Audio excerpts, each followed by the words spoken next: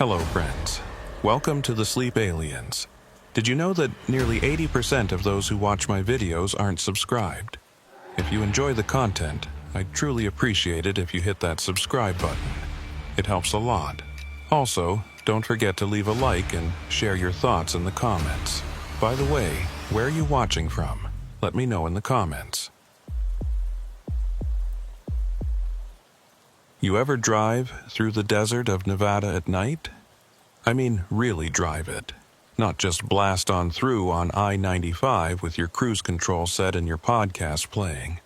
I'm talking about those vast expanses where the last gas station was 40 miles back, and the next one might as well be on another planet. That's where this started for me. Name's Dustin. 3 years ago, I drove long-haul freight between Las Vegas and Reno. The pay was decent, the hours were garbage. The scenery was the kind of nothing that either puts you to sleep or makes you think too much. I preferred the thinking. It was June that everything changed. June 17th, 2020, to be exact. I remember because it was my daughter's birthday, and I'd promised her I'd call at midnight from wherever I was. She was turning 7. And 7-year-olds don't care that Daddy's somewhere in the middle of nowhere hauling industrial equipment. I hit the road out of Vegas around 8 p.m. The sun was this angry orange ball sinking behind the mountains, and the heat was finally starting to break.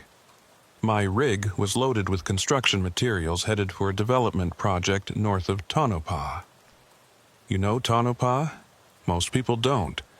It's one of those towns that exists because it has to, not because anyone particularly wants it to. The route I took wasn't the main highway.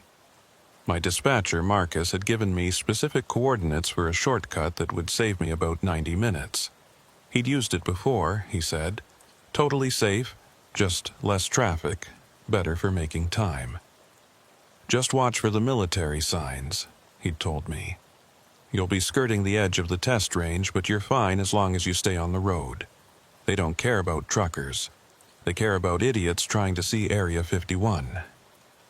I should have known better.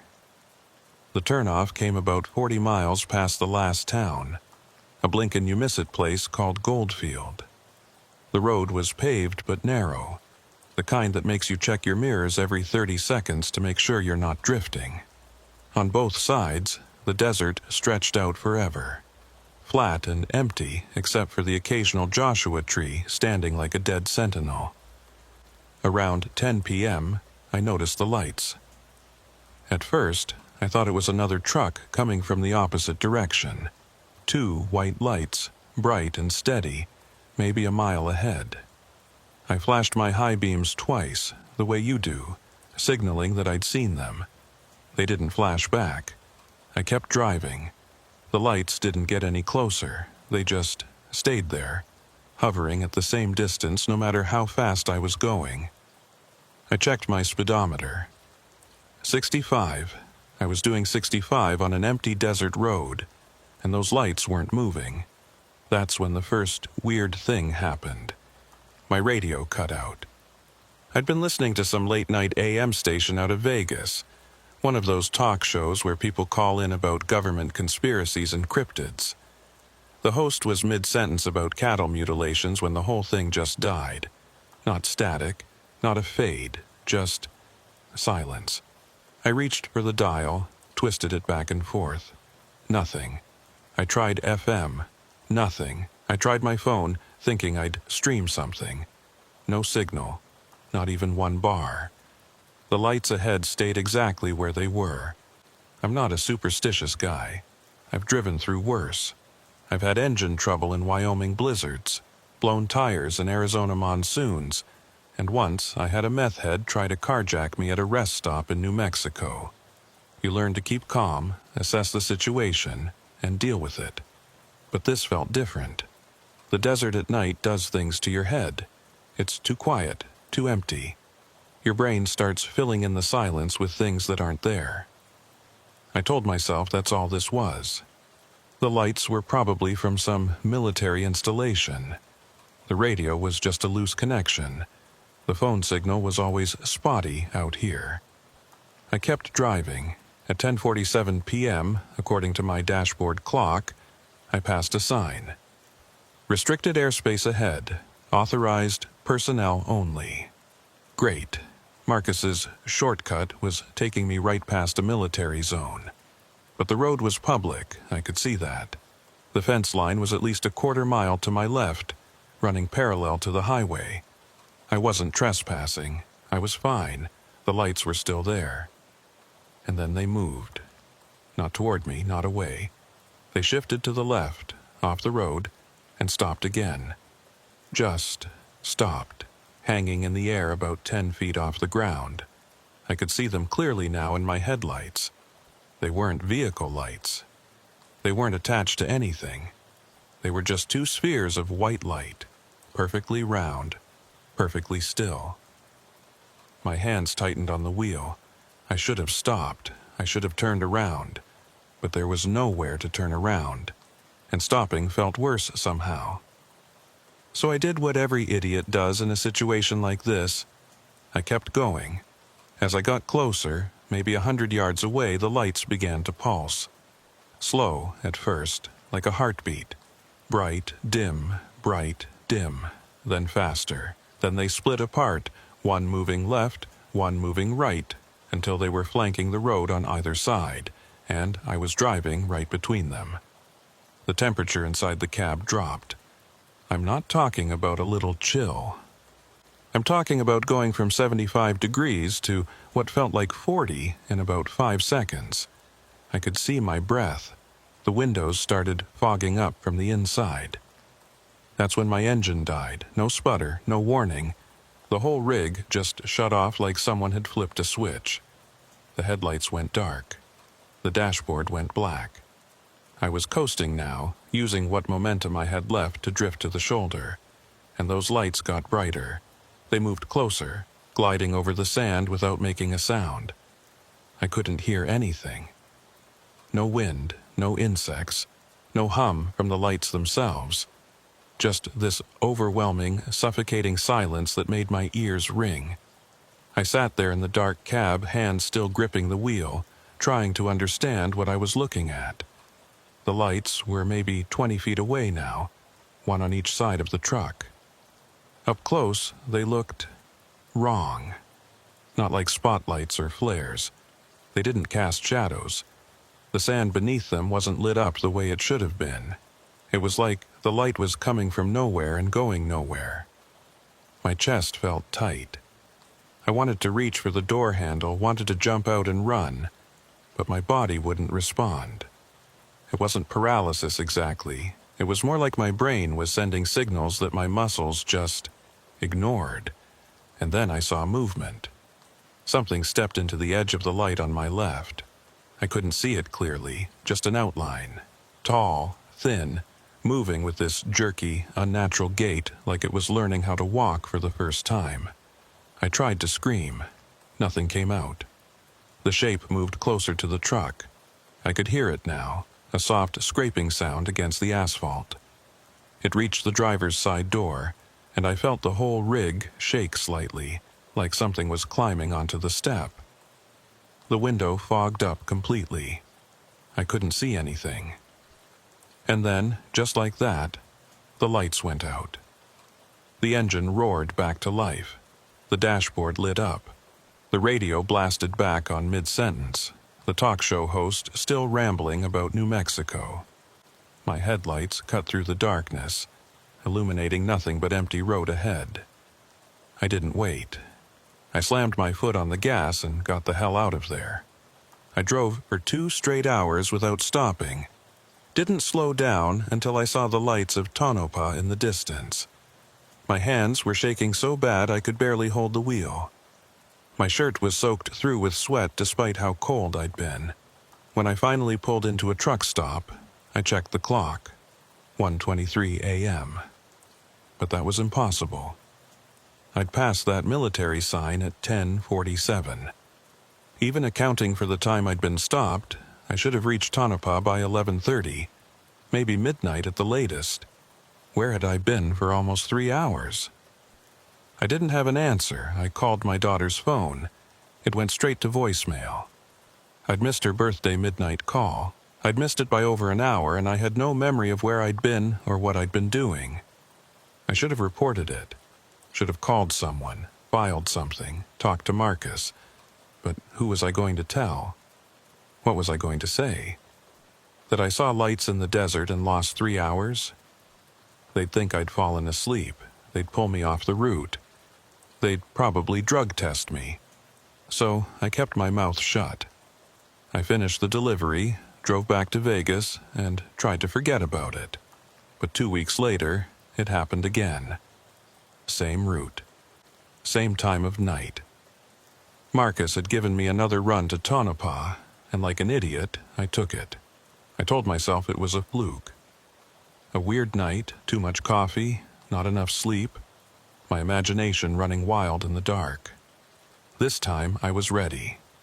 I had my phone fully charged, mounted to the dashboard, recording video the entire time. I had a backup radio. I'd even brought a dash cam and pointed it at the desert to my left. I felt prepared. I was wrong. The lights appeared at 10:52 p.m., 5 minutes later than last time. Same spot, same 2 white spheres, same unnatural stillness. I felt my stomach drop, but I kept driving. The camera was rolling. I had proof this time. Or so I thought. The radio died at exactly the same place as before. The phone signal vanished.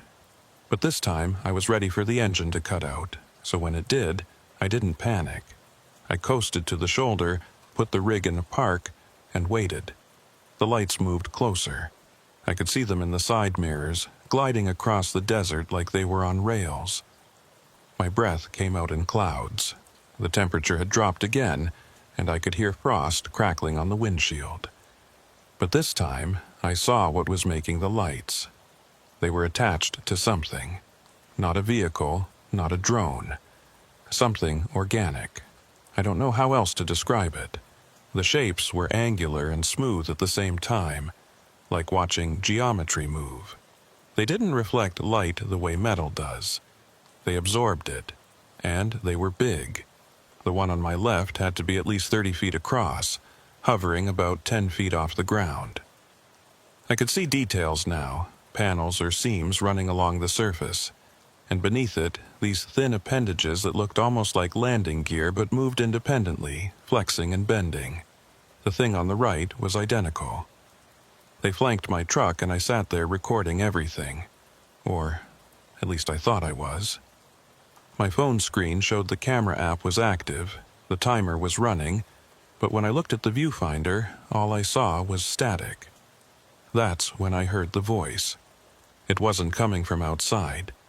It was inside my head, clear as day, like someone was standing right behind me and whispering directly into my ear. Stop moving. I froze. Do not exit the vehicle. I wasn't planning to. The voice didn't sound human. It had this flat, emotionless quality like a computer reading a script. But underneath that, there was something else. A vibration, a frequency that made my teeth ache and my vision blur. You are being observed. No shit. The lights pulsed again, faster now, and the shapes began to change. They stretched upward, the appendages retracting into the main body, and I realized with growing horror that they were preparing to move directly over my truck. I couldn't take it anymore. I slammed my hand on the horn. The sound was deafening in the silence, a long, angry blare that echoed across the desert. And just like that, the lights shot straight up into the sky and vanished. No slow ascent, no trail. 1 second they were there, the next they were gone, leaving nothing but the stars and the empty road. My engine started on its own. I didn't wait to see if they'd come back. I drove straight through to Tonopah, didn't stop, didn't slow down, didn't even breathe properly until I saw city lights. When I checked my phone later, the video file was corrupted. The dashcam had recorded nothing but black screen. The backup radio had stayed silent the entire time. It was like it never happened, except I knew it did. And 2 weeks after that, I met someone who'd seen the same thing. Her name was Lyora, and she worked at the Tonopah Test Range as a radar operator. I met her at a diner in town, one of those 24-hour places that truckers and military personnel gravitate toward when they need coffee that could strip paint. I wasn't looking to talk to anyone. I was just trying to eat a burger and pretend everything was normal. But she sat down across from me without asking, slid a photo across the table, and said, "You've seen them too, haven't you?" The photo showed a radar screen. There was a timestamp in the corner. June 17th, 2020, 10:51 p.m. Right in the center of the screen was a blank spot. A perfect circle of nothing surrounded by normal radar returns. "That's impossible," I said. "I know." She leaned back, arms crossed. She looked tired, like she hadn't slept in days. Radar doesn't just stop working. But that night, for exactly 47 minutes, we had a dead zone. No returns, no interference, nothing. Like something was there, but our equipment couldn't see it. "Why are you showing me this?" "Because you were there." She pointed at a small blip on the edge of the dead zone. "That's your truck. I tracked you until you entered the zone, and then you disappeared. When you came back, you were 3 hours behind schedule." I felt my mouth go dry. "How do you know it was me?" "I pulled the logs. There's only one route through that area, and only one truck was scheduled that night. You." I stared at the photo. "What do you want?" "I want to know what you saw." So I told her everything. The lights, the shapes, the voice, the missing time. I expected her to laugh, to tell me I was crazy, but she just nodded like I was confirming something she already suspected. "It's not the first time," she said quietly. "We've had reports going back decades. Civilian sightings, military personnel, even pilots. All in the same area, all with the same details. Lights that don't show up on radar, missing time, equipment failures. And nobody does anything about it?" She laughed bitterly. "What are they supposed to do? Officially, it's classified airspace. Unofficially, nobody wants to admit they don't know what's happening out there. So they bury the reports, rotate personnel before they can talk too much, and hope it goes away. Does it? No." She pulled out another photo. This one showed a stretch of desert highway, the same one I'd been on. In the middle of the road was a perfect circle of scorched asphalt, maybe 20 feet across. The sand on either side showed the same burn pattern. "We found this 2 days after your encounter," she said. "Right where you said the lights were. The burn pattern is consistent with extreme heat exposure, but there's no chemical residue, no radiation, nothing that would explain how it got there." I felt sick. "What do you think it is?" I asked. She was quiet for a long moment.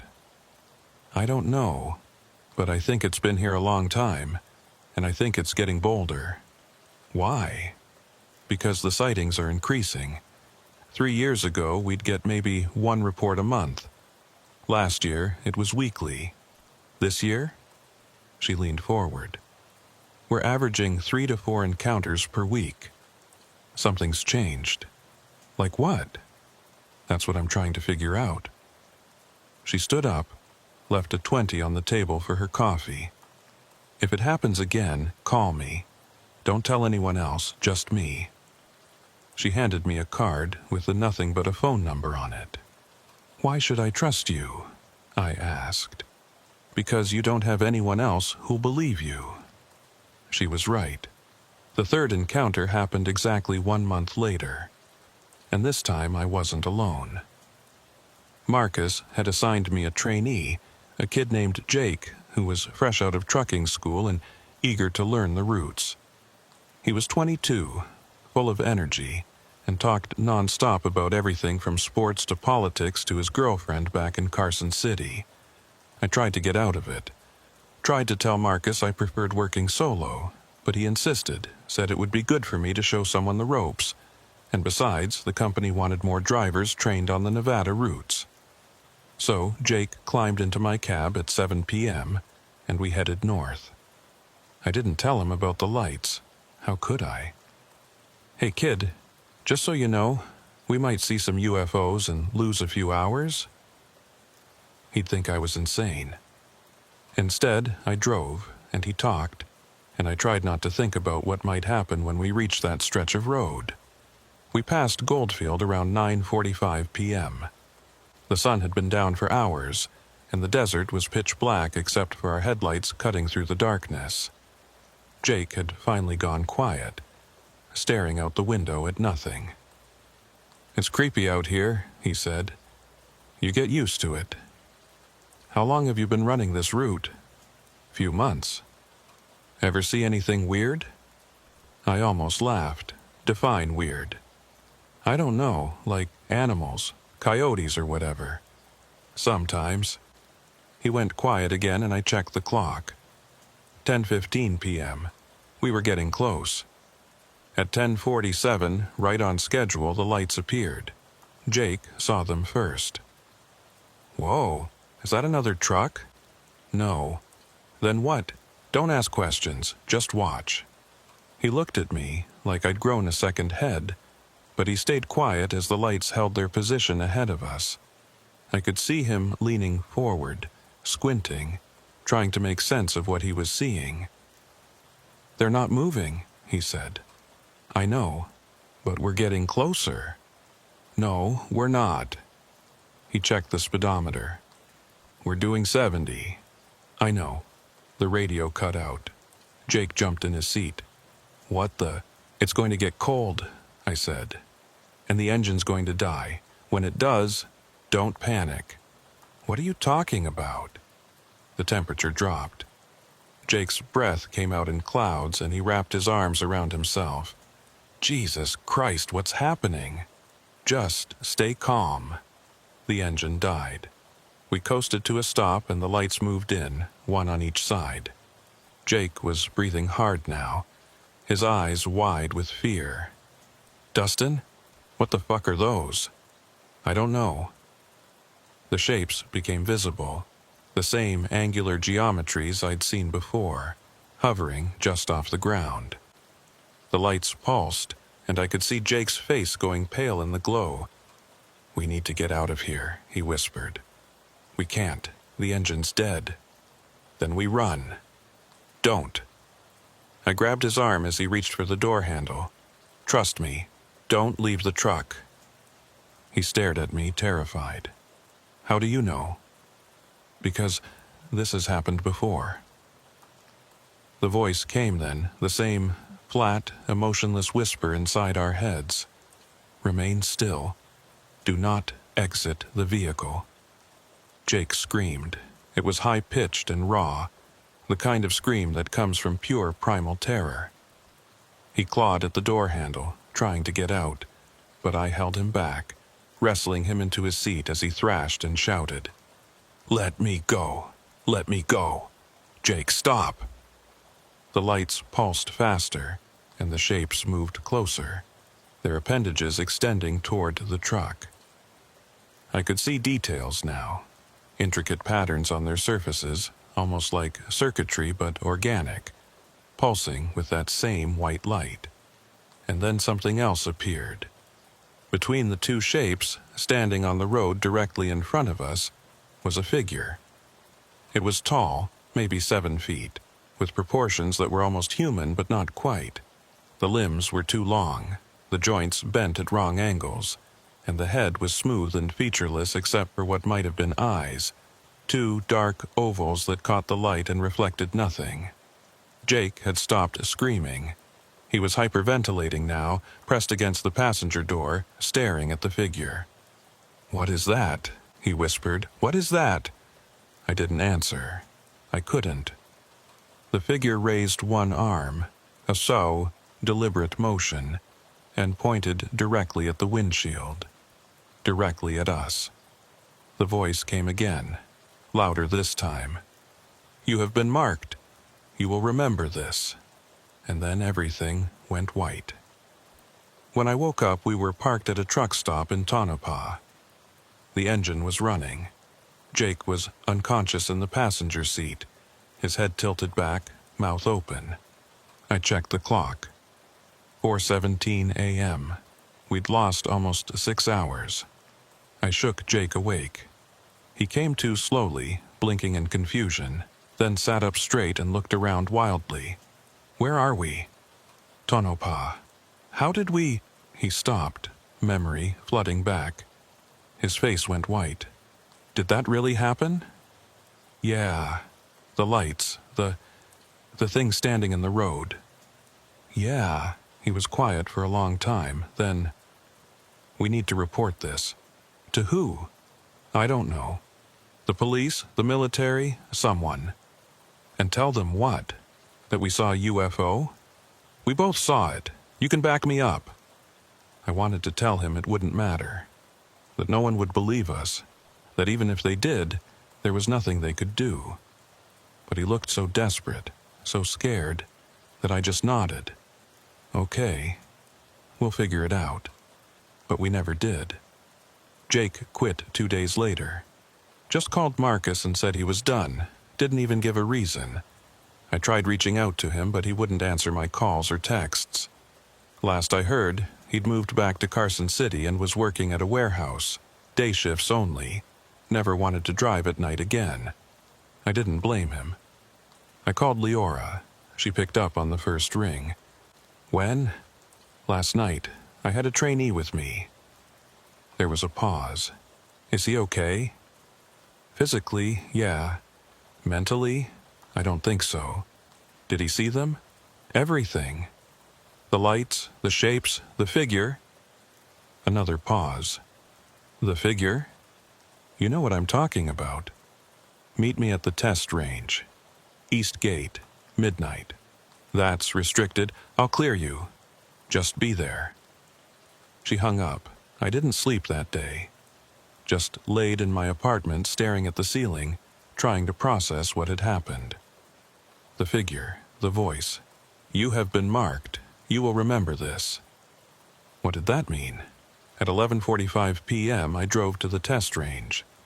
The East Gate was exactly where she'd said it would be, a small checkpoint manned by a single guard who barely looked at my ID before waving me through. Leora was waiting in a parking lot near a cluster of low buildings. She was in civilian clothes, jeans, and a jacket, but she carried herself with military precision. "Follow me," she said. We walked to one of the buildings, through several locked doors that she had codes for until we reached what looked like a conference room. Inside were 3 other people I didn't recognize. "These are colleagues," Leora said.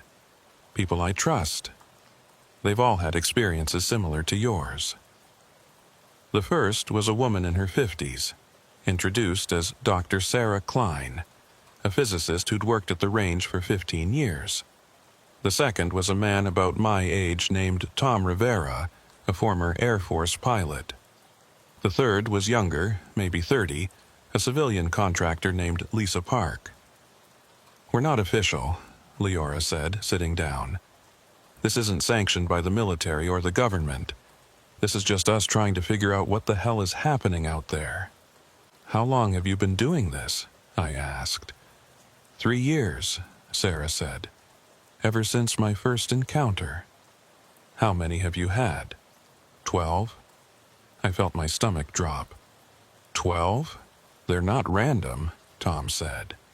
He pulled up a map on a laptop, showing the area around the test range. "There's a pattern.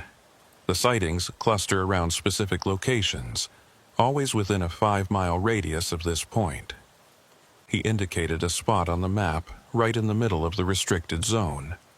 "What's there?" I asked. "Nothing," Lisa said. "Officially. No buildings, no equipment, no nothing. Just empty desert." "But that's where they come from," Leora added. "Every encounter can be traced back to that location. The lights always appear there first, then move outward." "So what is it? A base? Some kind of landing site?" We don't know, Sarasa said.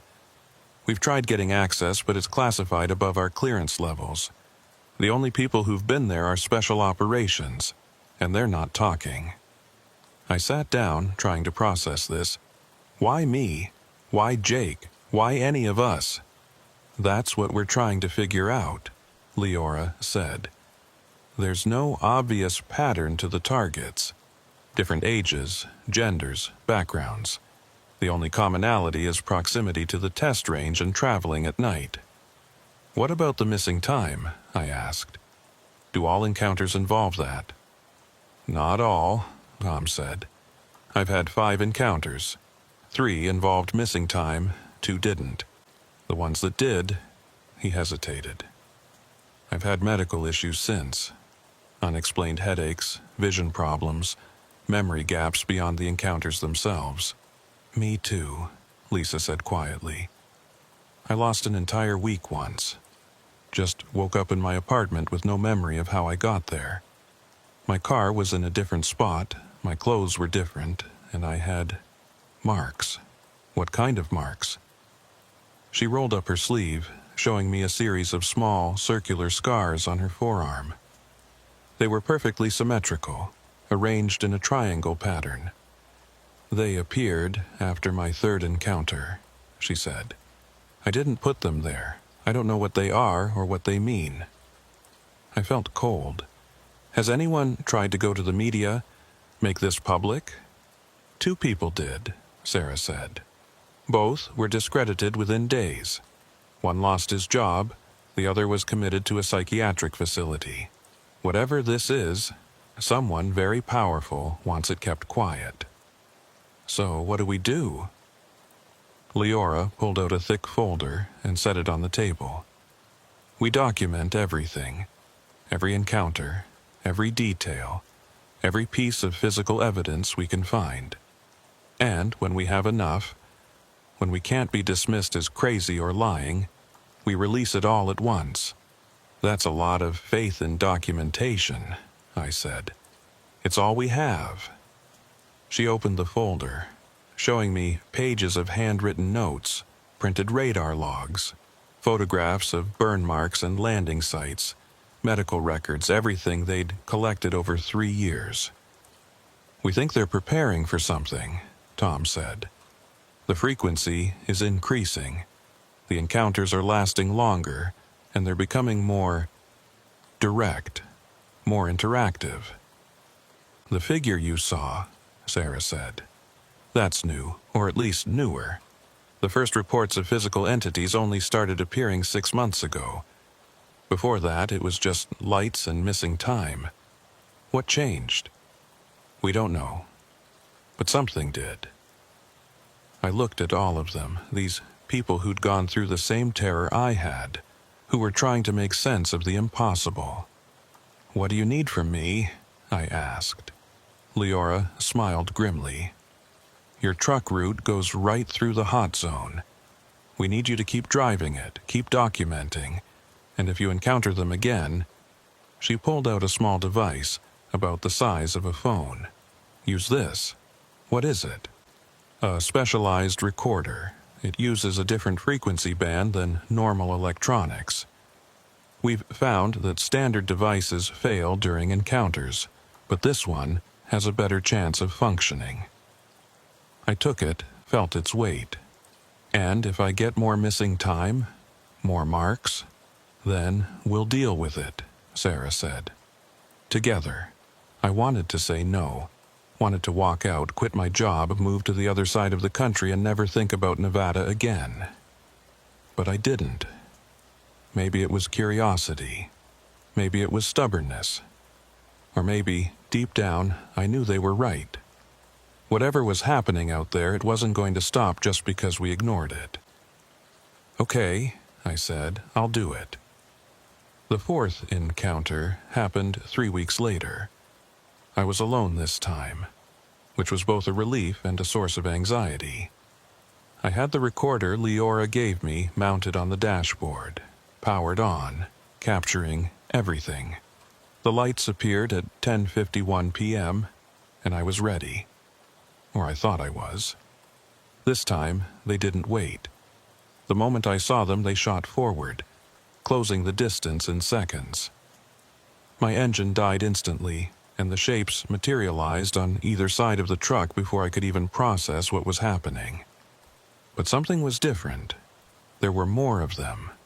Not just 2, but 5, 6, maybe more, surrounding the truck in a loose circle. And they were bigger, some easily 50 feet across, hovering at different heights. The temperature dropped so fast that the windshield cracked. I grabbed the recorder, made sure it was still running, and whispered my observations into it, like Leora had taught me. Multiple objects, larger than previous encounters, arranged in formation. Time is 10:53 p.m. Engine dead, radio dead, phone dead. The voice came, but this time it was different. Multiple voices overlapping, creating a dissonant chorus that made my head pound. You were instructed to remain. Why do you return? I have to, I said out loud. It's my route. You are persistent, this is noted. What do you want? Observation. Understanding. You are different from the others. Different how? The shapes pulsed, and I saw movement between them. Figures. Multiple figures standing in the spaces where the light didn't quite reach. They were all identical to the one I'd seen before, tall and angular, watching. You perceive us clearly. Most do not. Most see only light and forget. But you remember. I felt my chest tighten. What are you? We are what was here before you. We are what will remain after you. We have watched your kind since you first looked up at the stars and wondered. Are you from here? From Earth? A pause, then, we are from everywhere. We are from nowhere. We exist in the spaces between. That made no sense, but I didn't press it. Why are you showing yourselves now? Because time is short. Your kind grows closer to understanding, and understanding brings danger. We must decide. Decide what? Whether you are ready. Before I could ask what that meant, one of the figures approached the truck. It moved smoothly now, not jerky like before, gliding across the asphalt without touching it. It reached the driver's side window and placed one long-fingered hand against the glass. The recorder in my hand went dead. You will not remember this conversation, the voice said, but you will remember us. And when the time comes, you will choose. Choose what? Everything went white again. I woke up 2 days later in a hospital in Las Vegas. According to the doctors, a highway patrol officer found my truck parked on the shoulder of Highway 375, engine running, headlights on, but no driver. They searched the area, found me unconscious about half a mile away, lying in the middle of the desert.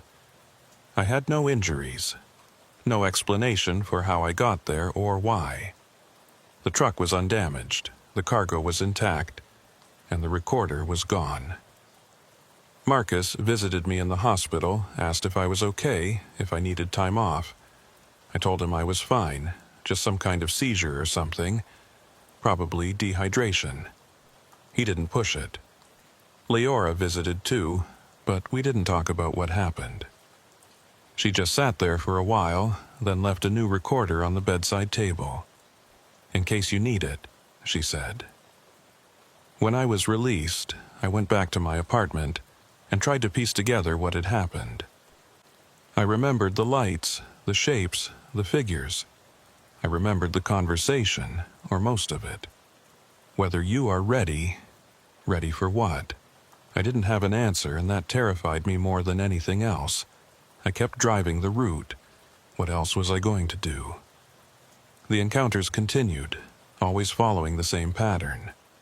Lights at 10:51 p.m. Missing time. Waking up somewhere I shouldn't be. The voices asking questions, making statements I couldn't fully understand. You are being prepared. The time approaches. You will be needed. Each time I tried to use the recorder. Each time it failed. But I kept detailed notes afterward, wrote down everything I could remember, and passed them to Leora. The group expanded. More people who'd had encounters, more documentation, more evidence that something was happening and it wasn't random. And then, 6 months ago, the encounters stopped. Just stopped. I drove the same route at the same time, and nothing happened. No lights, no missing time, just normal desert highway, boring and empty. At first, I was relieved, then confused, then worried. Leora's group kept meeting, kept analyzing data, but without new encounters we were stuck. The patterns we'd identified didn't explain why it had stopped or what it meant. Until 2 weeks ago. I was making a delivery run to Reno, different route entirely, when I got a call from Leora. "Turn on the news," she said. I pulled over, found a news station on my phone. The headline made my blood run cold. "Massive power outage across Nevada. Cause unknown." The entire state had lost power for exactly 47 minutes. No explanation. No equipment failure. Just a complete blackout that affected millions of people. And during that blackout, thousands reported seeing lights in the sky. "It's starting," Leora said. "Whatever they were preparing us for, it's starting." I don't know what's coming, none of us do. But I know this. Those lights in the desert weren't random. The missing time, the voices, the figures.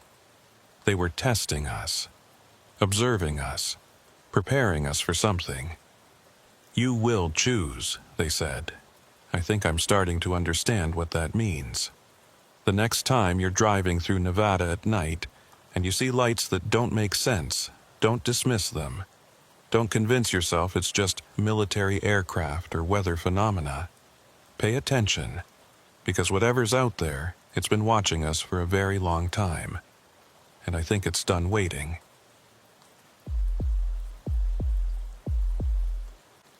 The first thing you need to understand is that nothing ever happens on my screens. I've watched thousands of hours of Nevada desert rolling past camera lenses. Flat, nothing stretching to mountains that look like they're painted on the horizon. Asphalt that shimmers in heat waves. The occasional coyote. Tumbleweeds. Dirt. More dirt. Nothing. That's my job. Professional watcher of nothing. My contract says security oversight specialist, which sounds like I'm someone important, like I make decisions that matter. The reality is I sit in a windowless room at Nellis Air Force Base, staring at 16 monitors for 12 hours at a time, watching trucks drive through the most desolate parts of Nevada, making sure nothing happens to them. And nothing ever does, until it did. My name is Mason Hayes. I'm 34 years old. I've been doing this job for 4 years, 2 months, and 17 days. Before this, I was Air Force surveillance tech, honorable discharge after 8 years. The contractor who hired me liked that I could sit still for long periods, and that I actually read the equipment manuals. Most people don't. The room where I work is designated Station 7, Building C, Nellis AFB. It's 12 feet by 15 feet. No windows. The AC is set to 68 degrees year-round, and the fluorescent lights never turn off. I share the space with 3 other monitors, but we work different shifts. I'm graveyard, 6 p.m. to 6 a.m. 4 days a week. Graveyard is when the convoys move. They don't advertise this. The public schedules show daytime logistics runs, supply deliveries, routine stuff. But the real work happens at night. The classified loads. The equipment nobody's supposed to see. The materials that move from Nellis to the Tonopah Test Range facility and back again. That's what I watch. Specifically, I monitor 3 truck convoys designated Delta through Lima, running a fixed route from Nellis north on Highway 95, then west on a restricted access road that parallels the test range perimeter for 47 miles before reaching the secure facility gates. 47 miles of absolutely nothing, except for mile marker 43. Everyone who works these routes knows about marker 43. Nobody talks about it directly, but you can see it in the way the drivers' voices change when they call in their position. How they go quiet for a few seconds after passing it. How they'll make jokes about the marker without ever explaining what makes it different from markers 42 or 44. I asked about it once, my second week on the job. My supervisor, a former Marine named Davidson, looked at me for a long moment and then said, "It's just a mile marker, Hayes. Focus on the screens." But his jaw was tight when he said it. The drivers feel it too. I've heard them over the comms, that little catch in their voice when they report passing marker 43, the way they'll key the mic like they're about to say something, then release it without speaking. Something about that spot bothers everyone. For 4 years, I watched convoys pass that marker and I never saw anything unusual. Camera flickers sometimes, brief static, but nothing that couldn't be explained by equipment interference or atmospheric conditions. The drivers would get quiet, then resume normal chatter a few minutes later, and that was it. Until Tuesday, November 7th. That was the night everything changed. The convoy was designated Delta 7, 3 trucks, standard configuration, departing Nellis at 1800 hours. The manifest said they were hauling prefab building materials to a construction site at the test range's north sector. Nothing classified, nothing special. Truck 1 was driven by Marcus Holt, 46 years old, former Army, been running this route for 6 years. Marcus was the kind of guy who showed up 15 minutes early, did his job perfectly, and never complained. In 4 years of monitoring him, I'd never seen him miss a single radio check or deviate from procedure even once. Truck 2 was Sophia Reyes, 38, civilian contractor, former long-haul trucker. She had this habit of humming to herself when she thought the mic was off. Country songs mostly. Johnny Cash, Dolly Parton, Willie Nelson. I never told her we could hear it. It made the shifts less lonely. Truck 3 was Kyle Brennan, 26, newest driver on the rotation. Only been doing these runs for 4 months. He was eager, asked too many questions on the radio, but he was careful. Good hands on the wheel. At 18:15, the convoy cleared the last civilian checkpoint and entered the restricted zone. That's when I started my real work. I pulled up all 9 camera feeds on my monitors. 3 trucks, 3 cameras each. Forward-facing dash cam showing the road ahead, driver-facing interior cam, and rear-facing cargo monitor. All feeding live to my station, all being archived automatically on the secure servers. The sun was setting behind the mountains to the west, painting the desert in shades of orange and purple. Beautiful, if you're into that sort of thing. I'm not. I've seen too many Nevada sunsets. They all look the same after a while. Marcus's voice came through the speakers. "Control, Delta Lead. Speed steady at 5.5, spacing nominal. All systems green." "Copy, Delta Lead," I said into my headset mic. "Weather looks clear all the way to destination. Should be a smooth run." "Roger that." Sophia chimed in. "Delta 2, confirming visual on lead truck. 20 meters spacing maintained." "Delta 3 good," Kyle added. "No issues. Perfect. Textbook convoy spacing, professional communications, everything by the book." I settled back in my chair and prepared for a boring night of watching trucks drive through nothing. The first hour passed without incident. I watched the desert fade from twilight to full dark. The truck's headlights carved tunnels through the blackness, illuminating nothing but road and scrub brush. Above them, stars filled the sky in numbers you never see near cities. Out here in the restricted zone, there's no light pollution. just stars and darkness and the white lines of the highway. At 19:15, Marcus called in. "Control, Delta Lead, approaching mile marker 35. All green. Copy." Mile markers counted down like a timer, each one bringing the convoy closer to marker 43. I found myself watching the forward cameras more closely as they approached, waiting for something without knowing what I was waiting for. At 19:27, they passed marker 40. Sophia's voice, "Delta 2, marker 40. Hey, Control, you ever notice how quiet it gets out here? Like the radio waves just stop."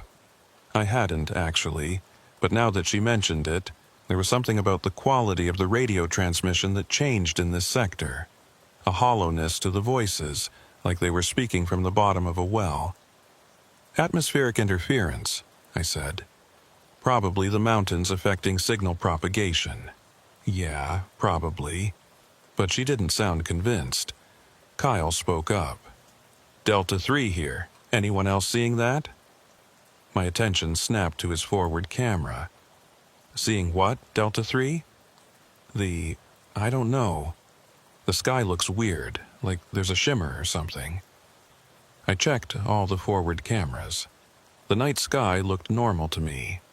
Stars, darkness, nothing unusual. "I'm not seeing anything on the feeds, Delta 3. Can you describe it more specifically?" "It's like heat shimmer, but in the sky instead of on the road, and it's cold out here, so that doesn't make sense." Marcus cut in. "Delta Lead confirms visual. There is something in the sky ahead, distortion of some kind." Now I was paying attention. I leaned closer to the monitors, studying every pixel of those forward-facing cameras. And then I saw it. Not in the cameras. In the timestamp displays. All 9 cameras showed 1931:47, then 1931:48, then 1931:49, 1931:50. The seconds were counting normally, but something felt wrong. I couldn't articulate it, just a sense that the rhythm was off somehow. "Control to all Delta units, I'm seeing some display irregularities. Running a quick diagnostic. Continue at current speed." I pulled up my secondary monitor, started checking the system logs. Everything showed green. No errors, no warnings, all feeds stable. But that wrongness persisted, growing stronger. At 19:32, they reached mile marker 43. Marcus keyed his mic. "Delta Lead, passing marker 43. And then the world stopped. That's not accurate. The world didn't stop, time didn't freeze, but everything on my screens did. All 9 camera feeds went to static simultaneously. Not black, not frozen, but active gray noise, like tuning an old TV to a dead channel. The timestamp displays kept running. 1932:03, 1932:04, 1932:05. But the video was just static. The audio feeds went dead too. No road noise, no engine sounds, no breathing from the drivers. Just silence broken only by the faint hiss of electronic noise. My first thought was system failure. Complete camera malfunction across all 3 vehicles. But the odds of that were astronomical. These were independent systems, different vehicles, different wiring, different cameras. I reached for my phone to call Davidson when the feeds came back. 1932:15. 12 seconds of static, and then the cameras showed road again. The trucks were moving, headlights illuminating the highway, everything apparently normal. But the drivers weren't talking. "All Delta units, radio check," I said. Silence. "Delta Lid, respond." Nothing. "Any Delta unit, this is Control, respond immediately." More silence. And now my heart was starting to beat faster. Protocol said if a convoy went dark for more than 30 seconds, I was supposed to notify Davidson and initiate emergency response. I was reaching for the phone when Marcus's voice crackled through. "Control, This is Delta Lead. We're okay, I think. The relief was immediate but short-lived. Something was wrong with his voice. It sounded hollow, uncertain, nothing like the confident professional I'd been monitoring for 4 years. Delta Lead, you missed 3 radio checks. What's your status? I don't know. We just passed marker 43 and... Control, did something happen? You tell me. I lost all video and audio for 12 seconds. 12 seconds? Sophia's voice now, and she sounded shaken. That can't be right. What do you mean? I mean, we just passed the marker. It's right there in my mirrors. We just passed it. I looked at the rear-facing camera on her truck. Mile marker 43 was visible in the distance, maybe a quarter mile back, a quarter mile. At 55 miles per hour, they would have covered that distance in about 16 seconds. But according to my logs, they'd passed the marker exactly 12 seconds ago. Sophia, how long ago did you pass the marker? What? I just told you, we just passed it, maybe 5 seconds ago. Delta Lead, same question. When did you pass marker 43? Marcus's response came slowly. We're still passing it. I can see it coming up now. But that was impossible. I was looking at his forward camera. The marker wasn't visible. The road ahead was empty. Marcus, you're a quarter mile past that marker. Look at your odometer. A long pause, then, Control. My odometer says we're at mile 42.8. Approaching the marker, not past it. A cold feeling started spreading through my chest. Sophia, check your odometer. 42.8. Kyle? Same. 42.8. We're almost at the marker. But my cameras showed them well past it. The GPS tracking on my secondary monitor confirmed their actual position. Mile 43.25, quarter mile past the marker. And none of them remembered passing it. I pulled up the archived footage immediately, hands moving on autopilot while my brain tried to process what was happening. The recording showed exactly what I'd seen live. Smooth approach to mile marker 43, all 3 trucks in formation. Then, at 19:32:03, all 9 cameras cutting to static. I scrubbed forward through the static, frame by frame. 12 seconds of pure gray noise. No shapes, no shadows, nothing but interference. And then, at 19:32:15, the feeds cleared and the trucks were a quarter mile down the road. I checked the GPS logs. Same story. Continuous tracking until 19:32:03, then a gap, then the signal resuming at 19:32:15 with the trucks in a new position.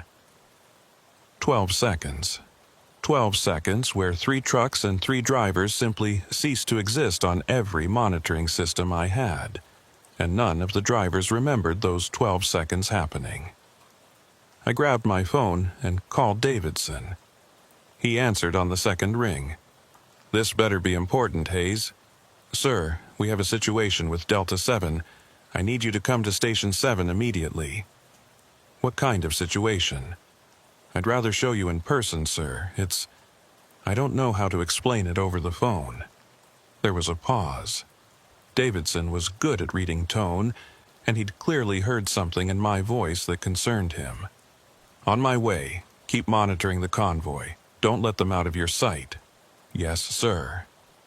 I hung up and turned back to the monitors. The convoy was continuing north, spacing maintained, speeds normal. Like nothing had happened. But something had happened. I pulled up the communication logs, listening to the recordings of the drivers' voices from before and after the incident. Before marker 43, they sounded normal. Professional, relaxed, routine. After marker 43, there was something different in their voices. A shakiness. Uncertainty. And underneath that, something else. Fear. They were afraid, and they didn't know why. I watched the forward cameras, studying the road ahead for any sign of what might have caused this. The highway looked normal. Empty desert on both sides, mountains in the distance, stars overhead. But I couldn't shake the feeling that I was missing something. Something important. At 19:45, Kyle's voice came through. "Control, this is Delta 3. I have a question." "Go ahead, Delta 3. Did we pass marker 43 yet?" I felt my skin prickle. "Yes, Delta 3. You passed it 13 minutes ago." "Oh." A long pause. "Okay, because I don't remember passing it." "You don't remember?" "No, I remember approaching it, seeing it coming up in the headlights, and then I'm here, past it. But the middle part is just gone." Sophia's voice cut in, Delta 2 confirming. "I don't remember passing it either. I remember it being ahead of me, and then suddenly it was behind me." Marcus said nothing. "Delta led, how about you?" When he finally spoke, his voice was barely above a whisper. "Control, I need you to tell me something honestly. What did your cameras show when we passed that marker?" I hesitated. Protocol said I shouldn't discuss technical anomalies with drivers during active operations, but protocol didn't cover missing time and collective amnesia. "The cameras went to static for 12 seconds, I said. "When they cleared, you were a quarter mile past the marker. 12 seconds. Yes, and we don't remember any of it." "That's correct." Another long silence. Then, "Control, I've been driving this route for 6 years. I've passed that marker probably 300 times. And every single time I get this feeling, like something's watching, like something's waiting." "What do you mean, waiting?" "I don't know, but I've never lost time before. None of us have. Whatever that marker is, whatever's happening there, it's getting stronger." The cold feeling in my chest spread to my limbs. "Continue to destination," I said, trying to keep my voice steady. "Davidson's on his way. We'll figure this out." "Roger?" But I wasn't sure we would, because I just noticed something in the archived footage. In that 12 seconds of static. If you turned up the contrast and brightness to maximum levels, there were shapes in the noise. Patterns, almost like shadows. And in one frame, just one single frame at 19:32:11, there was something that looked almost human, standing in the middle of the road, between the trucks. Davidson arrived 12 minutes later, accompanied by 2 people I'd never seen before. The first was a woman in her late 50s carrying a tablet and wearing civilian clothes that somehow still looked military. Short gray hair, sharp eyes, the kind of posture that said she'd spent decades giving orders and having them followed. The second was an Air Force captain, maybe 30 years old, with pilot's wings on his uniform and the kind of 1,000-yard stare you only get from seeing things you wish you hadn't. Davidson didn't waste time on introductions. "Show me what you've got." I pulled up the footage, played it from the approach to marker 43 through the static and into the clear section after. All 3 of them watched in silence. When it finished, the woman spoke for the first time. "Play it again, slower, and enhance the static section." I did as she asked, scrubbing through frame by frame, with contrast and brightness maxed out. The patterns were more visible now. Geometric shapes, almost architectural, shifting and flowing through the noise. And that figure. The woman leaned closer to my primary monitor, studying the frame where the shadow person appeared. "Freeze it there." The image was blurry, distorted by static, but you could make out a humanoid shape. Tall, standing with arms at its sides. No features visible, just a dark outline against the gray noise. "That's not possible," the captain said quietly. The road was empty. All 3 drivers reported normal conditions before the gap. Did they? The woman turned to look at Davidson. Pull the pre-incident comms. Let's hear exactly what they said. Davidson nodded to me. I queued up the audio. Marcus's voice. Delta lead, approaching mile marker 43. A pause, then Sophia. Anyone else seeing that? Kyle. The shimmer in the sky? Marcus. Confirmed. Distortion visible ahead. The woman held up a hand. Stop. Back up 10 seconds and play it again. I did. This time, I heard something I'd missed before. In the background of Marcus's transmission, beneath his voice, there was a sound. Low frequency, almost subsonic, but definitely there. A hum, the woman heard it too. That's not engine noise. No, the captain agreed. That's not mechanical at all. Play the rest. I let it run, the sounds of the trucks driving, the hum getting gradually louder, and then at exactly 19:32:03, all audio cut to silence. 12 seconds of nothing. Then at 19:32:15, normal sounds resumed. Engines, road noise, but no hum, and the drivers, confused and frightened, reporting that they'd just passed a marker they couldn't remember passing. The woman straightened up, tapping something into her tablet. This is the 18th incident. I stared at her. 18th? Davidson shot her a look, but she ignored him. 18 separate occurrences over the past 6 years. Different convoys, different drivers, but always the same location. Always marker 43. Always 12 seconds of missing time and missing footage. Why wasn't I told? Because you didn't need to know. Standard protocol for isolated technical anomalies is to log them and continue operations. This isn't a technical anomaly, I said, my voice harder than I intended. This is something else. Yes, she agreed. It is, which is why I'm here. She turned to Davidson. Have the convoy continue to destination. Standard debrief for the drivers, but keep them separated until we can interview them individually. I want medical evaluations, full neurological scans, everything. And Hayes? Hayes is coming with us. I need someone who's observed this in real time. I looked at Davidson, who nodded slightly. Go with her. I'll handle the convoy monitoring until end of shift. The woman was already walking toward the door. The captain gestured for me to follow. Wait, I said. Who are you? She paused in the doorway, glanced back. Dr. Sarah Klein, physicist. I specialize in things that aren't supposed to exist. And him. I nodded toward the captain. Captain Reeves. He's here because he's flown over marker 43 more than anyone else alive. Reeves's expression didn't change, but something flickered in his eyes. Recognition. Understanding. And beneath it, the same fear I'd heard in the drivers' voices. He'd seen something up there. I grabbed my jacket and followed them out of Station 7. They took me to a building I'd never been in before, deep in the secure section of the base. No windows. Heavy doors with cipher locks. Cameras in every corner. The room we entered looked like a cross between a conference room and a command center. Large table in the middle, surrounded by monitors and computer stations.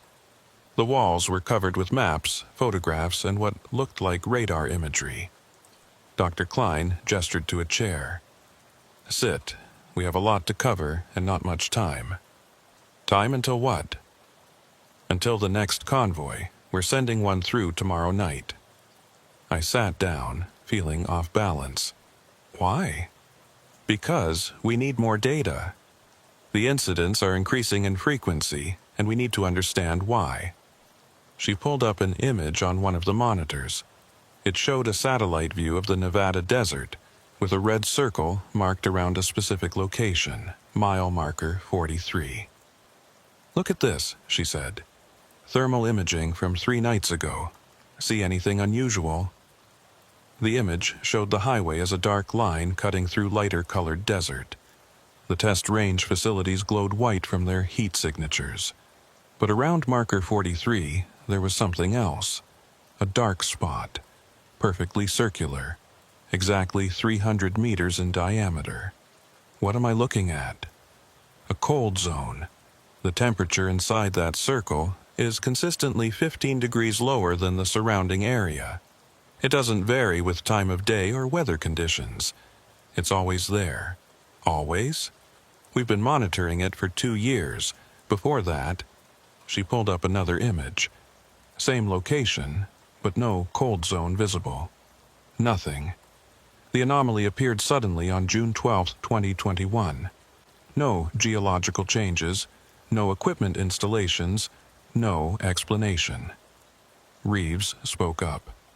That's when the incident started. Correct. The first missing time event occurred on June 15, 2021, 3 days after the cold zone appeared. Since then, we've had 17 more incidents, all within that 300-meter radius. I studied the thermal image. You said incidents are increasing in frequency. Yes. The first year, we had 4 incidents total. Last year, 7. This year alone, we've had 8, including tonight. What about the duration? Is that changing too? Klein looked at me with something that might have been respect. Good question. Pull up the incident log, Captain. Reeves tapped a keyboard, and a spreadsheet appeared on another monitor. I scanned the data. Incident 1, June 15, 2021, 12 seconds missing time. Incident 2, August 3, 2021, 12 seconds missing time. Incident 3, September 18, 2021, 12 seconds missing time. All the way down to Incident 17, October 23, 2023, 12 seconds missing time. Incident 18, November 7, 2023, 12 seconds missing time. It's constant, I said. Always 12 seconds, never more, never less. Until tonight, Klein said quietly. She pulled up a different analysis window showing the Delta 7 footage broken down frame by frame with precise timestamps. 19:32:03,000. A static begins. 19:32:15,000. Feed resumes. But underneath, in red text, warning, frame discrepancy detected. What am I looking at? Frame analysis.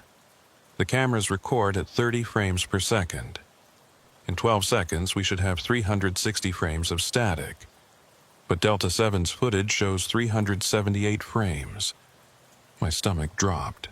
18 extra frames, which means the actual gap was 12.6 seconds, not 12. It's growing, not by much, but measurably. And if the pattern continues, she trailed off. How long until it's not just 12 seconds? I finished. Unknown, could be months, could be weeks, could be the next convoy. Reeves cleared his throat. Tell him about the shapes. Klein hesitated, then pulled up a series of enhanced images from previous incidents. Each one showed the same kind of static I'd seen tonight, but with those geometric patterns enhanced and highlighted. These patterns appear in every incident. At first, we thought they were just artifacts of the enhancement process. But look at this. She overlaid all 17 previous incidents onto one composite image. The patterns aligned perfectly. Despite different cameras, different angles, different vehicles, the geometry was identical across all incidents. The same shapes in the same positions, like a three-dimensional structure captured from different viewpoints. It's an object, I said. We think so, something large. Cylindrical or spherical, approximately 50 feet in diameter, positioned at the center of the cold zone. And the shadow figure? Her expression darkened. That's new. Previous incidents showed the geometric shapes, but no humanoid forms. You're the first to capture anything that looks remotely biological. What does that mean? We don't know, but combined with the increasing duration and frequency, something is changing. Whatever's happening at marker 43, it's evolving.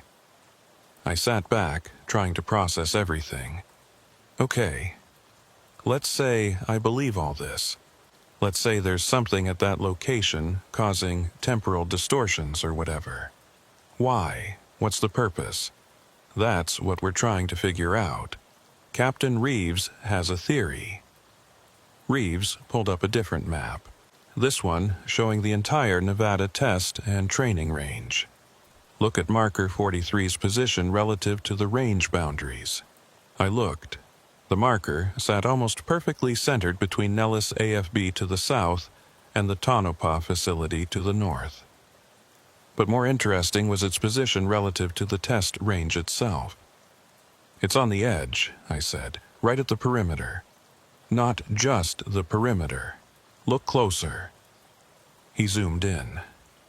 Marker 43 sat at the intersection of 3 different restricted zones: the Nevada Test Range to the west, the Nellis Range to the south, and what looked like a 4th unmarked zone to the north. What's that zone?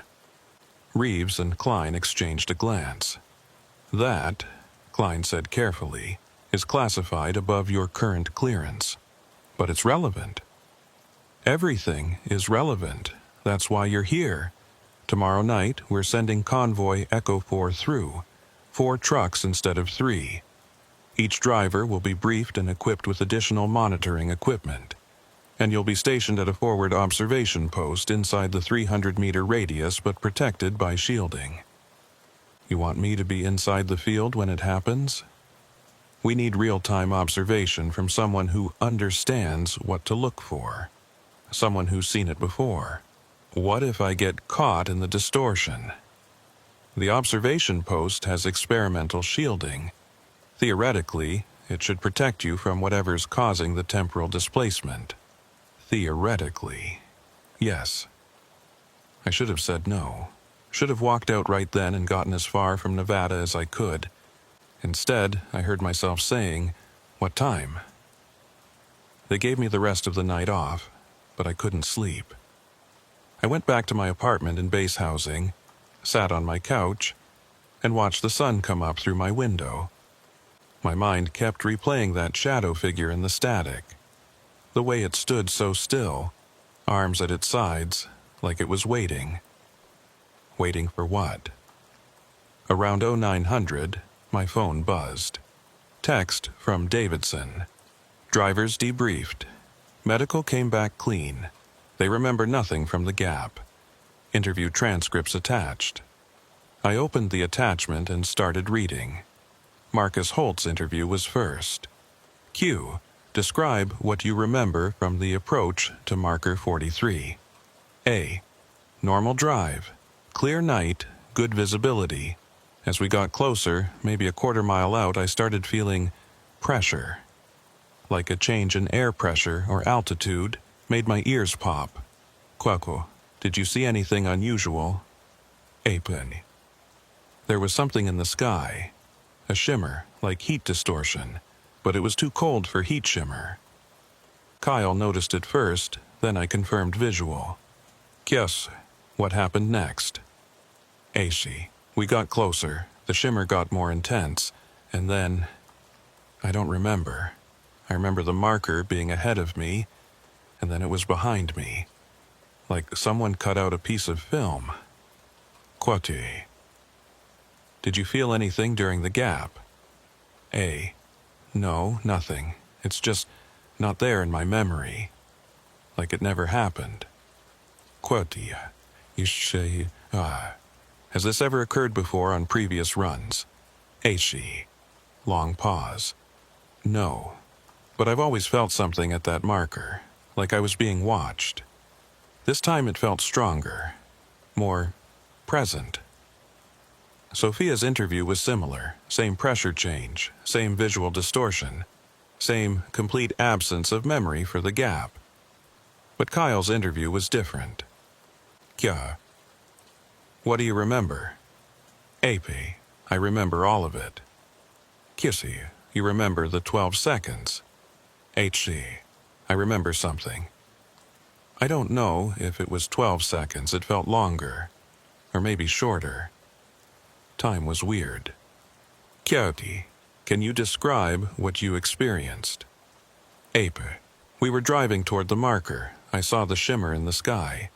And then, everything stopped. Not slowed down. Stopped. Like someone hit pause on the whole world. I could see Marcus's truck ahead of me, completely frozen. The dust in the air wasn't moving. Nothing was moving, except me. I could still think, still see, just couldn't move my body. Kyoti, how long did this last? I don't know. Time didn't make sense, but while I was frozen, I saw something. Someone. Standing in the road between the trucks. Quo, can you describe what you saw? Tall. Really tall, maybe 7 feet. Thin. It was just standing there looking at the trucks. Or maybe looking at me. I couldn't see its face. It was like a shadow, but a shadow that was solid. Does that make sense? Kya. What did it do? Nothing. It just stood there. And then everything started moving again and it was gone. The marker was behind us and Marcus and Sophia were acting like nothing happened. Kushawai. Why didn't you report this immediately? Boy. Because I thought I was losing my mind. I still think I might be. I set down my phone, feeling cold despite the morning sunlight. Kyle had seen it, the shadow figure. Not through a camera, not in static, but with his own eyes. And he'd been conscious during the gap. I needed to talk to him. I found Kyle in the driver's barracks, packing his things. Going somewhere? I asked. He looked up, startled. Took him a second to recognize me. Hayes, monitoring station, right? Yeah. Can we talk? He glanced around the empty room, then nodded. Sure. But make it quick. I'm putting in for a transfer. Because of last night. Because I'm not driving past that marker again. Ever. He sat on his bunk, rubbed his face. What do you want to know? Your interview. You said you saw something during the gap. Yeah. I believe you. He looked at me sharply. You do? I saw it too, in the camera footage. Same figure, same position. You're not crazy. His shoulders sagged with relief. Thank God I thought maybe I had a stroke or something. Hallucinated the whole thing. Did it do anything, say anything? No, it just stood there, but... He hesitated. This is going to sound insane. After last night, insane is relative. Okay. It felt like it was studying us. Like we were specimens under a microscope. And when it looked at me, I could feel it, inside my head, like it was reading my thoughts. What kind of thoughts? Memories, mostly. Childhood stuff. My first day of school, learning to ride a bike. My grandfather's funeral. Random things, but all connected to time. Moments from my past. A chill ran down my spine. Did it take anything? Change anything? I don't think so. It was more like it was trying to understand. How I experienced those memories. How I perceived time. Why would it care about that? No idea. But when it left, when everything started moving again, I got this feeling. Like it was disappointed. Or confused. Like whatever it was looking for, it didn't find it. I thought about that. About something that existed outside normal time, trying to understand how humans experienced temporal flow. They're sending another convoy tomorrow night, I said. I'm going to be there when it happens. Kyle's eyes widened. Why the hell would you do that? Because I need to understand what this is.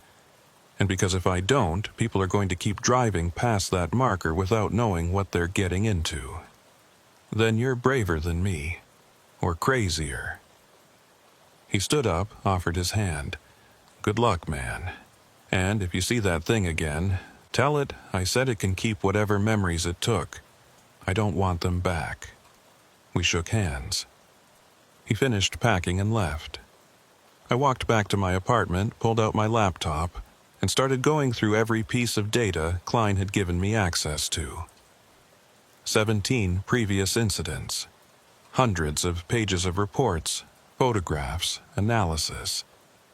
Patterns started to emerge. The frequency was increasing. Not just the number of incidents per year, but the intervals between them. The first few incidents were months apart. Recent ones were weeks. Last month, there had been 2 in the same week. Whatever was happening at marker 43, it was accelerating. I pulled up the thermal images again, compared them chronologically. June 2021. Cold zone appears, faint but measurable. January 2022. Cold zone 20% larger. Temperature drop more pronounced. August 2022. Cold zone stable, no growth. February 2023. Cold zone expands by 15%. October 2023. Cold zone expands by another 10%. It was growing, slowly but consistently, and the geometric shapes in the static were becoming clearer with each incident. Less noise, more definition. Like something was coming into focus, or getting closer. My phone rang. Klein. "Hayes, where are you?" "My apartment, going through the data you sent." "Good. I need you at the observation post by 1800 hours tomorrow. Captain Reeves will brief you on the equipment and safety protocols." "What about the convoy?" 4 trucks, all volunteers. They've been briefed on previous incidents and know the risks. Each truck has enhanced monitoring equipment and drivers will maintain continuous radio contact. And if something goes wrong? We have contingencies. Emergency response teams positioned at both ends of the restricted zone. If any vehicle stops responding, we extract immediately. What if they can't be extracted? She didn't answer for a long moment. Then we'll deal with that when it happens. 1800 hours, Hayes. Don't be late. She hung up. I spent the rest of the day preparing. Reviewed every incident report again, memorized the timeline, studied the maps. At 1700 hours, I got a message from Reeves. "Meet me at the armory. You'll need protective gear." That didn't sound good. The armory was in the secure section, past 2 checkpoints and a biometric scanner. Reeves was waiting with what looked like a hazmat suit, but heavier, with additional plating on the chest and back. "Put this on," he said. "What is it?" "Experimental shielding, developed for high radiation environments, but we've modified it for electromagnetic protection. The material is woven with metals that should theoretically block whatever field is causing the temporal displacement." "Should?" "We've never tested it against this specific phenomenon, but the theoretical models suggest it'll work." I started putting on the suit. It was heavier than it looked, maybe 40 pounds of material and plating. "How long do I have to wear this?" "Duration of the observation period. Approximately 2 hours. You'll be positioned in a reinforced bunker at the edge of the cold zone, well within the affected radius, but hopefully protected by the structure in the suit." "Hopefully." "Science is rarely about certainty, Hayes." He helped me seal the suit, then handed me a helmet with a built-in camera and heads-up display. The HUD will show real-time telemetry from all convoy vehicles, plus your own vital signs. If anything starts to go wrong, you'll know immediately. And so will we. What counts as going wrong? Unusual readings on your vitals, loss of communication, time dilation effects. He paused. Or if you see something we need to know about. Like that shadow figure. Exactly like that. If it appears, document everything. Position, behavior, any attempts at communication. We need to know what we're dealing with. And if it tries to do something to me, He pulled out a compact device about the size of a cell phone. "This is an emergency extraction beacon. Press the button and we'll pull you out within 90 seconds. 90 seconds is a long time if something's trying to kill me. Then don't let it." He wasn't smiling. We loaded into a transport vehicle, along with Klein and a security team. The drive to the observation post took 30 minutes, heading north into the restricted zone. The bunker was small, maybe 10 feet square, constructed of reinforced concrete half buried in the desert floor. Inside was a chair, a console with monitors, and not much else. "Cozy," I said. Klein was setting up equipment, running final checks on the monitoring systems. "You'll have continuous feed from all convoy cameras plus external sensors positioned around the cold zone perimeter. If anything happens, we'll see it. What's your position during the event?" "Command post, 5 kilometers south. Outside the affected radius, but close enough for rapid response. So I'm alone here. You'll have radio contact the entire time, and the shielding should protect you." She looked at me directly. "I won't lie to you, Hayes. There's risk involved. We don't fully understand what we're dealing with, but the data we collect tonight could be critical to understanding this phenomenon, and to stopping it. Possibly, if it needs to be stopped. What else would we do with it?" She didn't answer, just went back to her equipment checks. At 17:45, everything was ready. Klein and the security team withdrew to their vehicles, leaving me alone in the bunker. Through the small armored window, I could see mile marker 43 about 100 yards away. Just a rusted pole with a faded number. Nothing special, nothing that should cause temporal distortions and missing time. But as I watched it in the fading twilight, I felt what Marcus had described. That sense of being watched, of something waiting. My radio crackled. "Hayes, this is Klein. Radio check." Loud and clear. "Convoy Echo 4 departed Nellis at 17:30. They're on schedule to reach your position at approximately 19:30 hours. Monitor all feeds and report anything unusual." "Copy that." I settled into the chair and pulled up the monitoring console.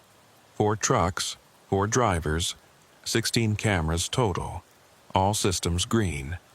And then there was nothing to do but wait. The sun set while I waited. I watched through the bunker window as the desert turned from gold to purple to black. Stars appeared, countless and cold. The kind of sky that makes you feel small. Through my monitors, I tracked Echo 4's progress north.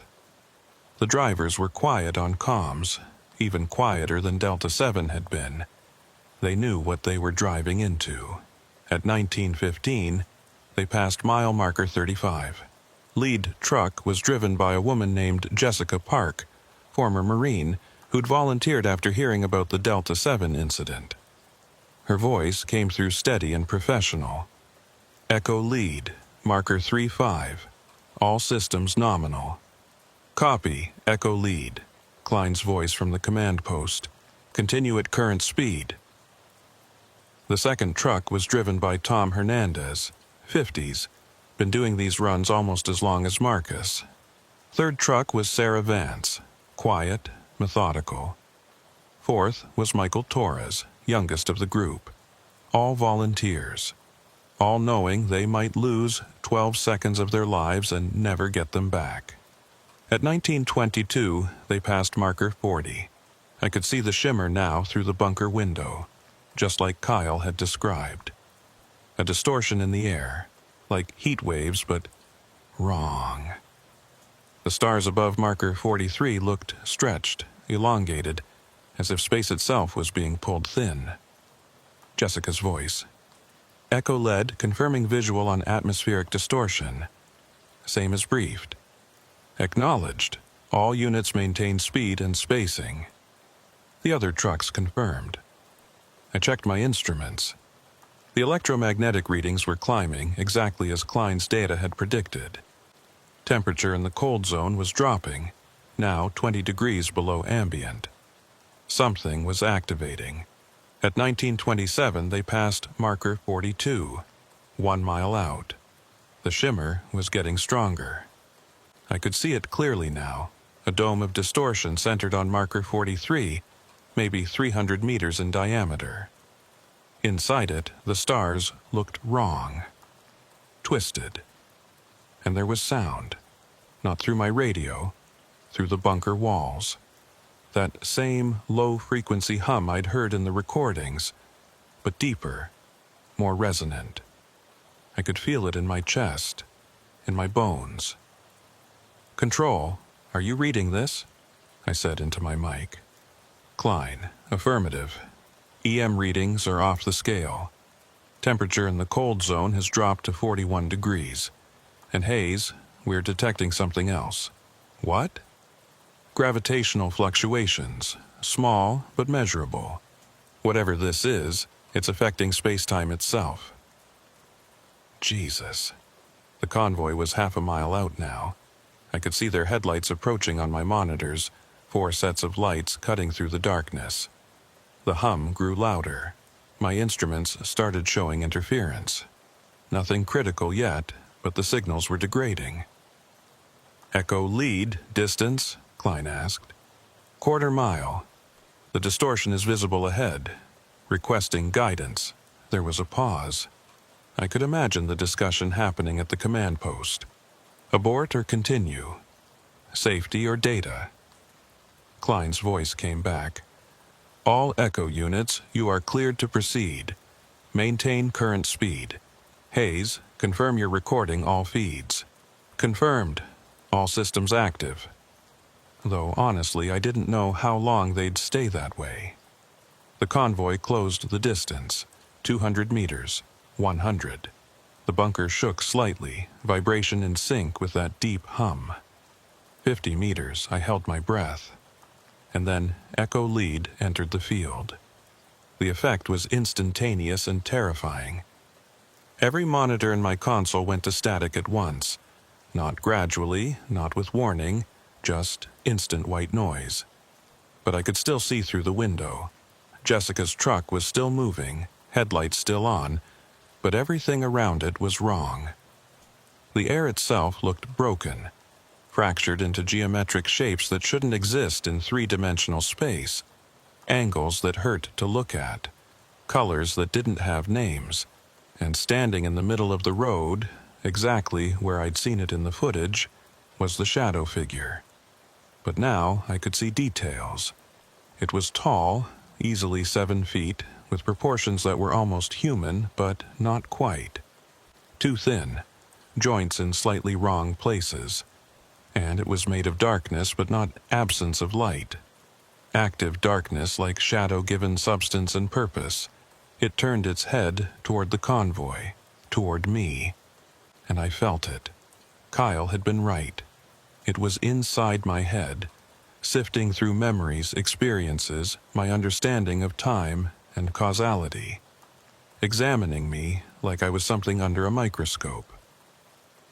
The sensation wasn't painful, but it was invasive, violating.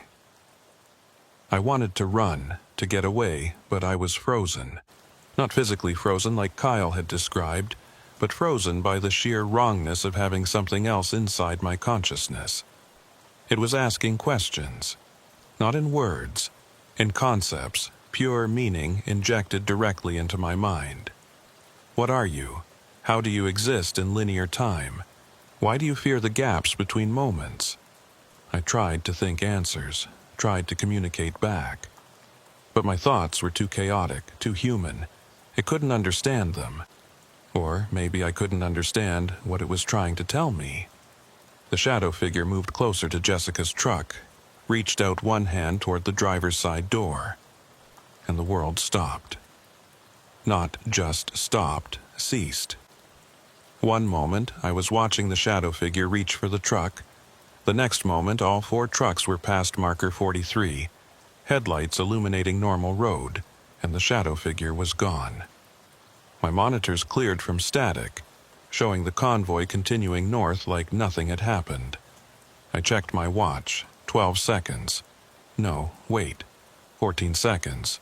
The gap was longer. I keyed my mic. Control, I'm clear. Convoy is past the field. Duration was 14 seconds, not 12. Klein's response was immediate. Confirmed. We registered 14.3 seconds of interference. Hayes, are you all right? Yes. Physically fine, but I saw it. The shadow figure, it was real. It reached for the lead truck right before the gap ended.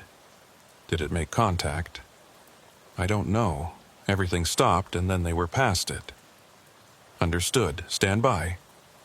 Through my monitors, I could see the convoy continuing normally.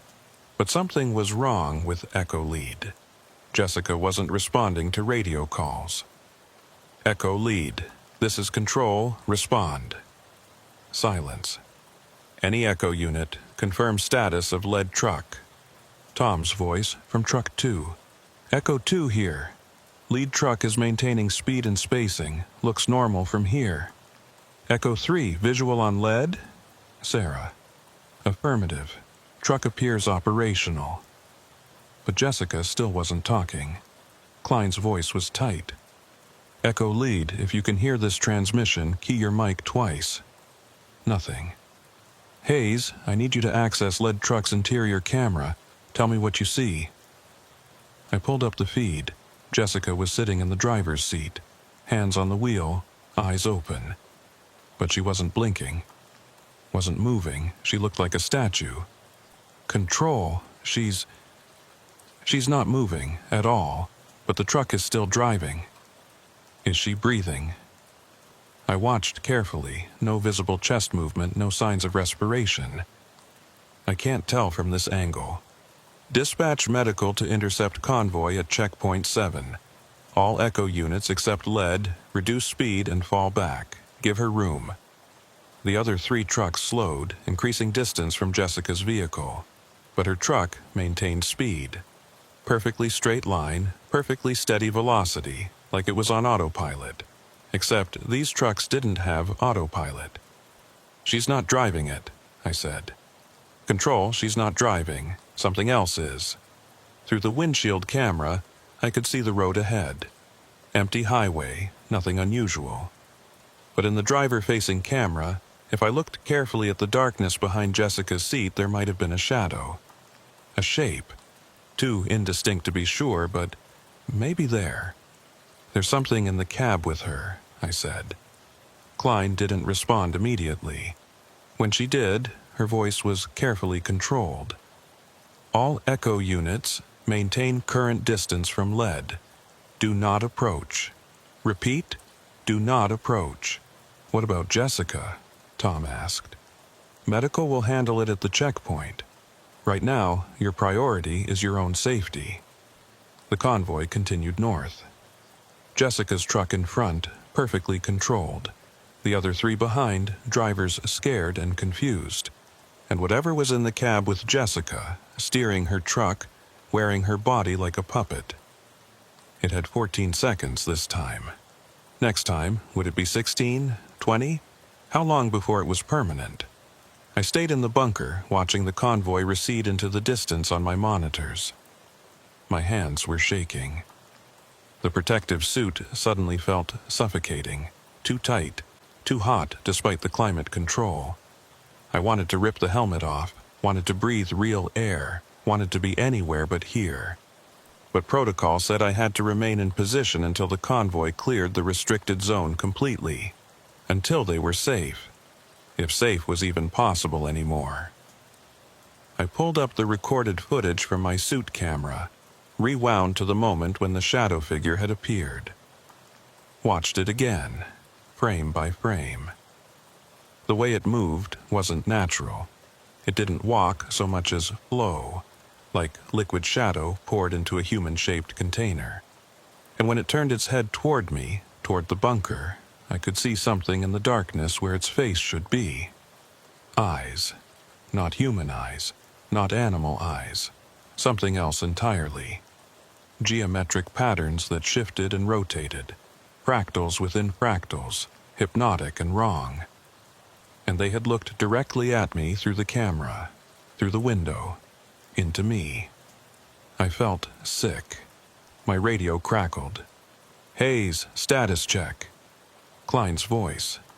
I'd forgotten she was there, monitoring from the command post. "Still in position," I managed.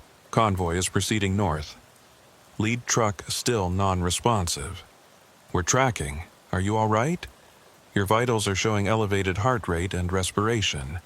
"I'm fine. Just that thing. It saw me." "I know. We saw it too on your camera feed.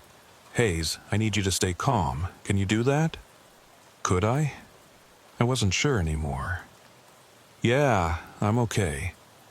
"Good, because I need you to do something for me. I need you to go back outside the bunker and take readings at the exact center of the cold zone, where marker 43 is located." I stared at my radio. "You want me to go out there? Now? After what just happened?" "The field is dormant. The convoy has passed through and the next scheduled convoy isn't for 48 hours. This is our best opportunity to get direct measurements from ground zero." "What if it's not dormant? What if that thing is still there?" "According to our sensors, the EM field has returned to baseline levels. The temperature is normalizing. Whatever that entity was, it appears to have withdrawn." "Appears to have." Science requires risk, Hayes. And right now, you're the only person in position to gather this data. Will you do it? I thought about saying no. Thought about calling for extraction, getting the hell out of this bunker, and never coming back. But I also thought about Jessica, frozen behind her wheel. About Kyle, conscious during the gap and terrified. About all the drivers who'd lost time they could never recover. Someone had to understand what this was. "Okay," I said. "I'll do it." "Thank you. I'm transmitting the sensor package activation code now. Once you're at the marker, activate it and hold position for 60 seconds. The package will automatically collect all necessary data." A code appeared on my HUD. I memorized it. "Copy. Heading out now." I unsealed the bunker door and stepped into the Nevada night. The cold hit me immediately. Even through the protective suit, I could feel it. The temperature had dropped at least 30 degrees in the area around marker 43. My breath should have been fogging in the air, but I couldn't see it through the helmet. The stars overhead looked normal now. No shimmer, no distortion. Just cold, clear desert sky. But the silence was worse than before. Complete silence. No wind, no insects, no distant sounds of the convoy or the command post. Just nothing. Like I'd stepped into a soundproofed room the size of the entire desert. My footsteps made no sound as I walked toward the marker. 50 meters. 40. 30. The hair on the back of my neck was standing up. Every instinct I had was screaming at me to turn around, to run, to get out of this place, but I kept walking. 20 meters. I could see the marker now in my helmet lights, just a rusted metal pole with faded numbers. 43, nothing special, nothing that should cause reality to break down. 10 meters. The air felt thick now, resistant, like moving through water. Each step took more effort than the last. 5 meters.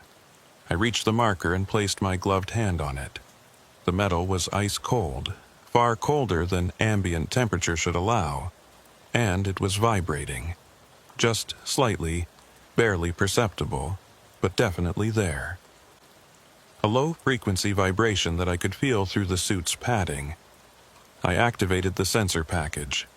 The HUD showed data streaming, electromagnetic readings, thermal signatures, gravitational measurements, atmospheric composition, all being recorded and transmitted back to Klein's team. I counted down 60 seconds in my head, 58, 57, 56. The vibration in the marker was getting stronger. 45, 44. My HUD flickered, just for a moment, but enough to notice. 30. The temperature was dropping again. I could see it on the readings. 40 degrees. 38. 35, 20. The silence broke. That hum, the same low-frequency sound I'd heard before, but louder now, coming from everywhere and nowhere at once. 15. Hayes, we're seeing anomalous readings. Klein's voice in my ear, urgent. The field is reactivating. I know. I can feel it.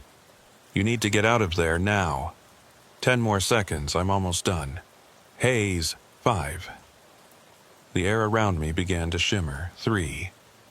The sensor package beeped, indicating data collection complete. 0. I turned to run, and froze. The shadow figure was standing between me and the bunker. Not the same distance as before, not far away. Right there, 5 feet from me. Close enough that if it had been human, I could have reached out and touched it.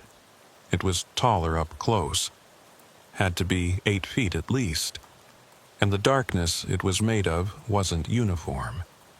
It rippled and flowed like smoke, but structured, controlled. Intentional. Those geometric eyes fixed on me, and I felt it enter my mind again. But this time was different. This time it wasn't asking questions. It was showing me things. Images flooded my consciousness. Not memories, not visions, but something else. Pure information translated into concepts my brain could barely process. Other places. Other times. Dimensions folded into dimensions. Realities stacked like pages in a book. And between them, in the gaps, in the spaces that shouldn't exist, there were things. Beings. Entities that existed in the cracks of creation. This thing was one of them. It had been here for a long time, longer than our civilization, longer than our species, trapped in the space between our reality and wherever it had come from. And it was dying, no, not dying, fading. Every time we passed through its prison, every convoy that drove past marker 43, we weakened the barriers that held it, made the walls between dimensions thinner. It was trying to go home, but home didn't exist anymore. Its dimension had collapsed, folded in on itself, ceased to be. And now it was caught, unable to return, unable to fully cross into our world, suspended in an eternal moment that was killing it 1 second at a time. The 12 seconds weren't random. They were all it could hold on to. 12 seconds of true existence before being pulled back into the nothing between worlds. But the duration was increasing because it was getting stronger. Or we were getting weaker. The barrier was failing, and when it finally broke completely, this thing and everything else trapped with it would come through. And our reality couldn't hold them. The images stopped. The shadow figure stepped back, and I could breathe again. It raised one hand, pointed past me toward the south, toward Las Vegas, toward the millions of people who had no idea what was coming. And then it spoke, not with sound, with pressure, with meaning injected directly into my thoughts. Run. Tell them, prepare. The shimmer disappeared. The cold lifted. The hum faded, and the shadow figure was gone. I was alone at mile marker 43, breathing hard, heart pounding so hard I thought it might break through my ribs. My radio crackled. Hayes, Hayes, respond. I'm here, I gasped. I'm okay. It's gone. What happened? We lost your telemetry for 38 seconds. 38 seconds, not 12, not 14, 38. I need extraction, I said. Right now. And Klein, we need to talk about what happens when the barrier breaks completely. Extraction team is already en route. ETA 4 minutes. I looked down at the sensor package. Its indicator lights were all red. System failure. Whatever had happened during those 38 seconds had fried every circuit. But I had the data I needed. Not from the sensors. From the source itself. I knew now what we were dealing with, and I knew we were running out of time faster than anyone had anticipated. They intercepted the convoy at Checkpoint 7, 12 miles north of Marker 43. I watched through the cameras as the medical team approached Jessica's truck. It had stopped when they raised the barrier, engines still running, Jessica still frozen behind the wheel. A paramedic opened the driver's door carefully. Jessica fell out. Not collapsed, not slumped. Fell like dead weight, hitting the ground hard. The medical team swarmed her, checking vitals, starting CPR. Through the radio, I heard someone say, "No pulse, she's not breathing." But then, after 30 seconds of chest compressions, "Wait, I've got something. Faint pulse, she's breathing." Jessica's eyes opened. She sat up, looked around in confusion at the paramedics hovering over her. What happened?" "Ma'am, you need to lie down. You weren't breathing." "I'm fine, I just..." She stopped, looking past the paramedics at her truck, at the empty driver's seat. "How did I get out here? You don't remember?" "I remember passing Marker 43. There was a shimmer in the air, and then I'm here. On the ground. What happened?" The paramedics exchanged glances. One of them keyed his radio. "Control, subject is conscious and responsive. Claims no memory from Marker 43 to present. Approximately 14 minutes unaccounted for." 14 minutes. Not 14 seconds. 14 minutes. For everyone else, the convoy had driven 12 miles in 14 minutes at normal highway speed. For Jessica, she'd lost all of it. Blinked and skipped forward in time. But she'd been conscious during the gap. Her body had been driving, breathing, existing. Just not her mind. Where had her mind been? Klein's voice through my radio. "Hayes, I'm sending a vehicle to extract you. Pack up your equipment and prepare for debrief." "Copy." I started shutting down the monitoring console, pulling cables, securing the recorded data. Through the bunker window, I could see Marker 43 in the distance. The shimmer was gone now. The stars looked normal again. But I knew it was still there. Waiting. Growing stronger. And I knew with absolute certainty that we were running out of time to figure out what it wanted. Because the next convoy might not come back at all. They suspended all convoy operations past Marker 43. Official reason: road maintenance. Unofficial reason: they had no idea what they were dealing with and didn't want to risk more exposure. Jessica recovered fully. Medical tests showed nothing wrong. She was healthy, normal, perfectly fine except for 14 missing minutes she would never get back. The other Echo 4 drivers were debriefed, cleared, and returned to regular duties. Most requested transfers to different routes. I was brought into Klein's research team full-time. We spent every day analyzing the data, looking for patterns, trying to understand what was happening at that location. The cold zone was still there, still growing, slowly but measurably, and the incidents continued, even without convoys.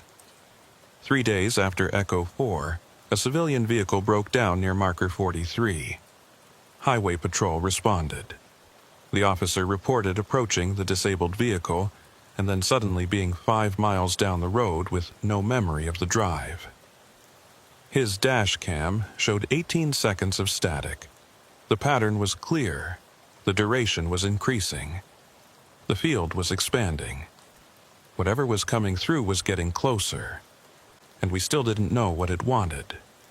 Klein thought it was some kind of dimensional intersection, a place where two realities overlapped and time broke down.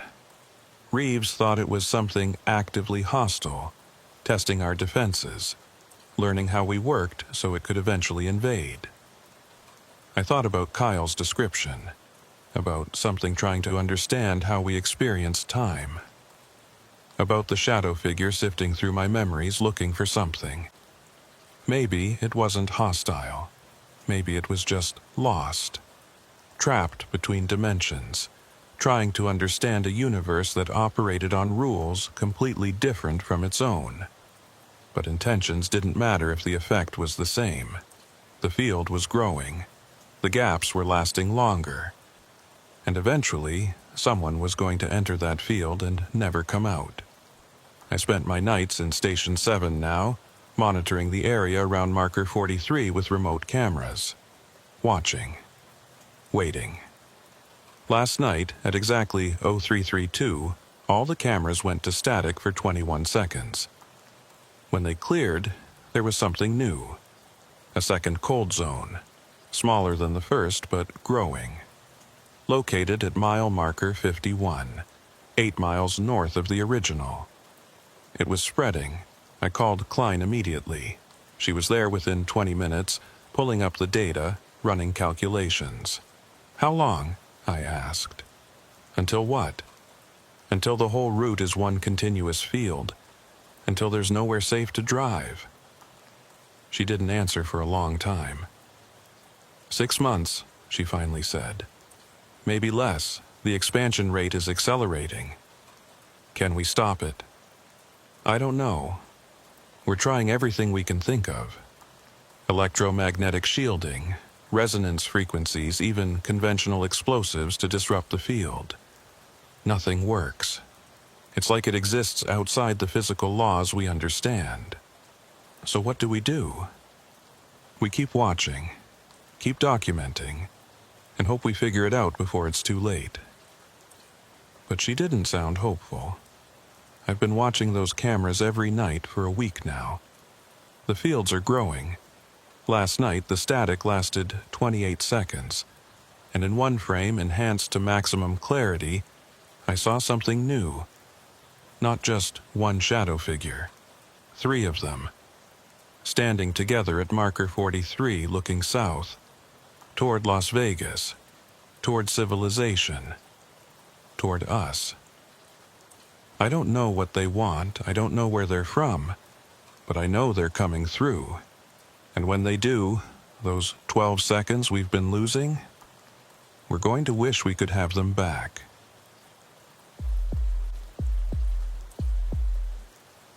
You spend enough time driving the Nevada back roads and you start to notice patterns, not traffic patterns. There's no traffic out here.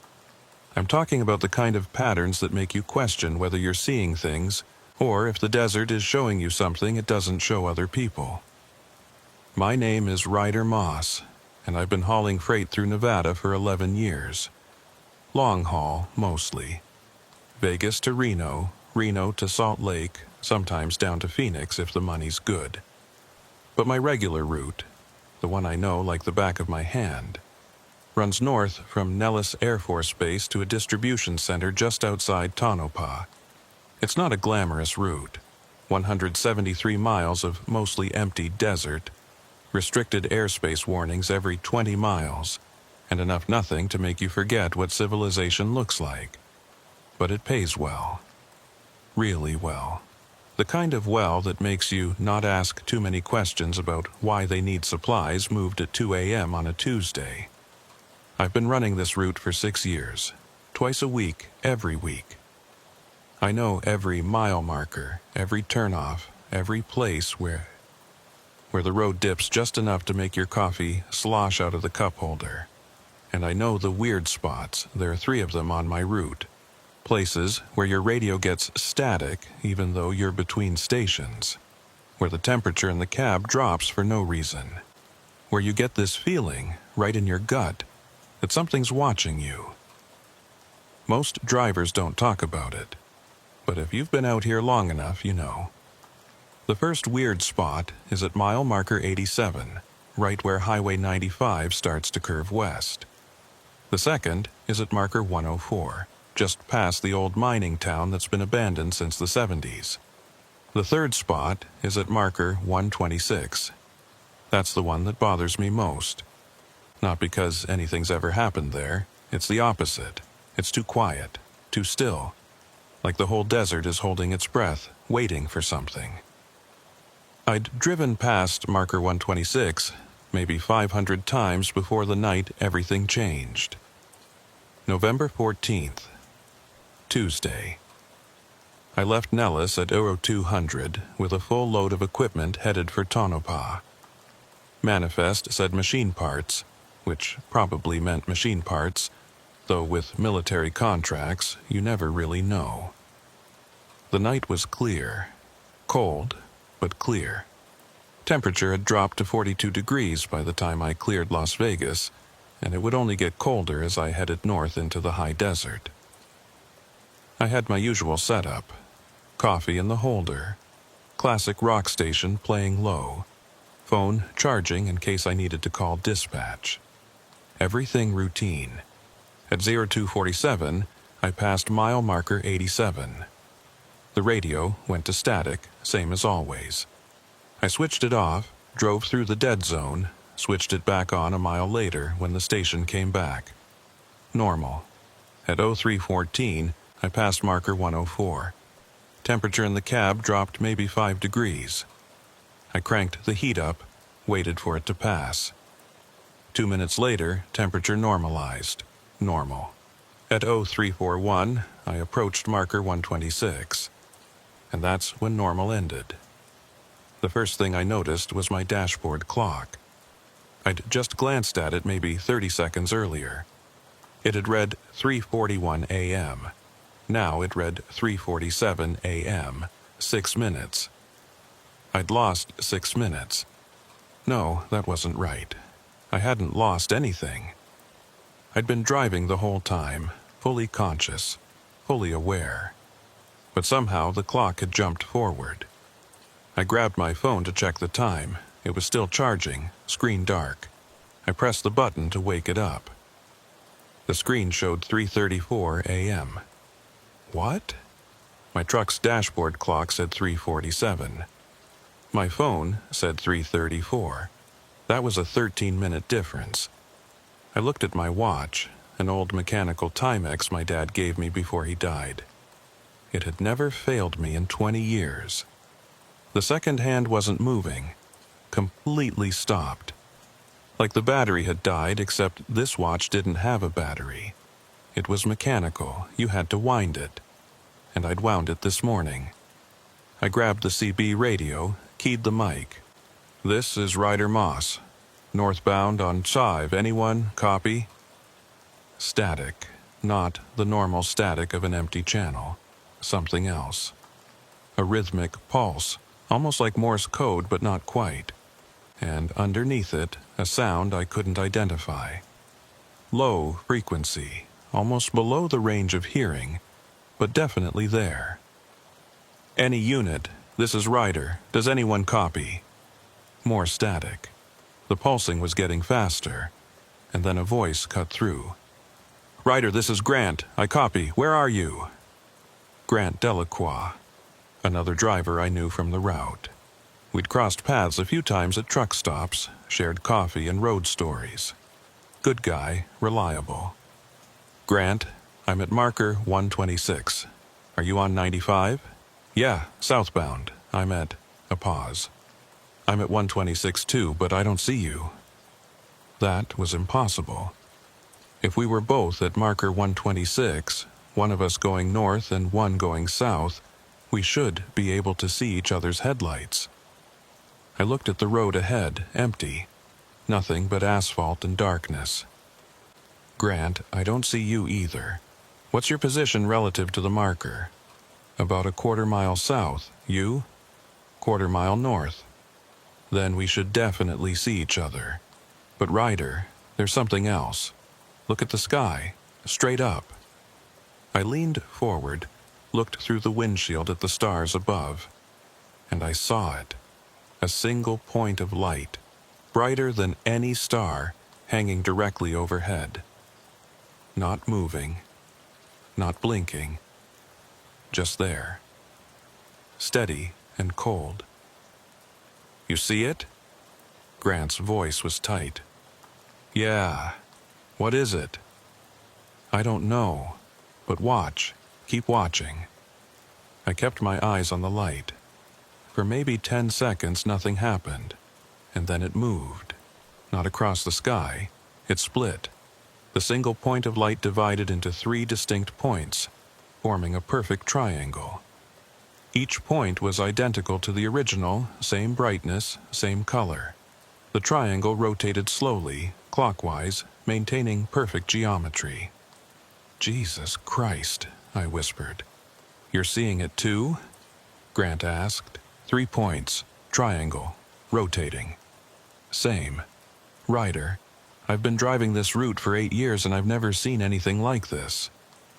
The triangle continued rotating for another 30 seconds.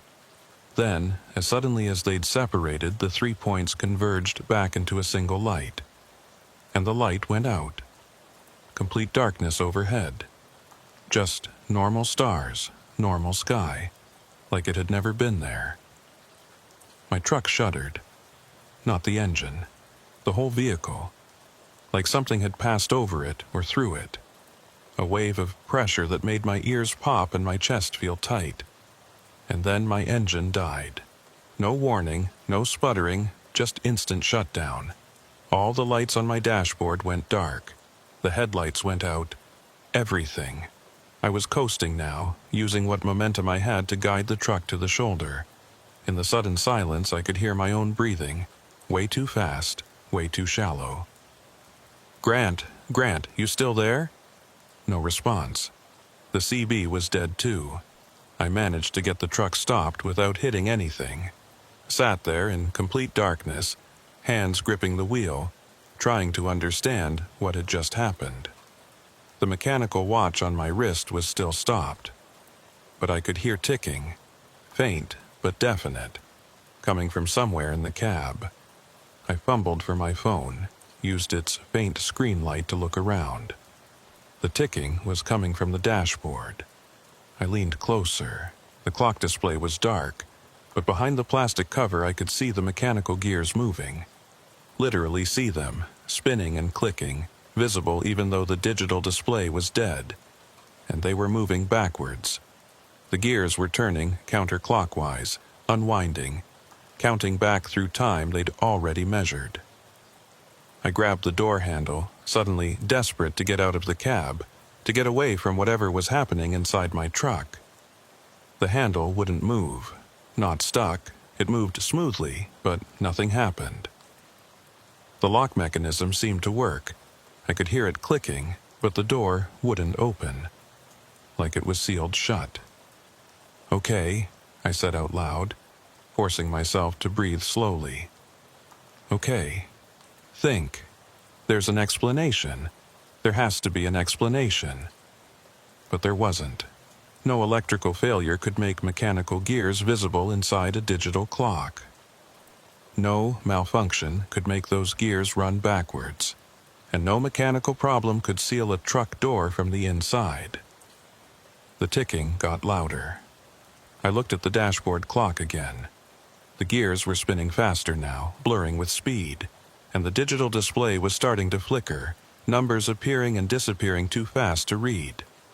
347, 334, 402, 256, 311, random times, jumping forward and backward, no pattern I could see.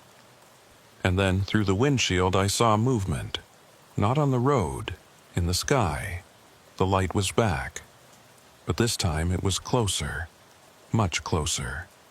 Maybe 100 feet above the highway, hanging there like a cold star that had fallen from its proper place. And it was growing, not getting closer. Growing. Expanding like a pupil dilating, getting wider and brighter until it hurt to look at. The ticking from the dashboard became a roar, like 1,000 clocks all counting different seconds, overlapping and echoing. And then everything stopped. The light vanished. The ticking ceased. The gears in the dashboard went still. Complete silence. Complete darkness. For exactly 3 seconds. Then my truck started itself. Lights came on, engine roared to life. Dashboard displayed normal readings. CB radio hissed with standard static. And Grant's voice came through. "Ryder?" Ryder, are you there? I lost you for a second. I grabbed the mic with a shaking hand. Grant, I'm here. What just happened? I don't know. My engine cut out, everything went dark, and then it all just started again like nothing happened. But Ryder, check your clock. Check the time. I looked at my dashboard. 3:41 a.m., the exact time it had been when this all started. I grabbed my phone. 3:41 a.m. My mechanical watch. The second hand was moving again, sweeping smoothly, and when I checked the time, it showed 3:41. We lost time, Grant said quietly. Or gained it, or I don't know. But we're back where we started. Like the last however many minutes never happened. But they did happen.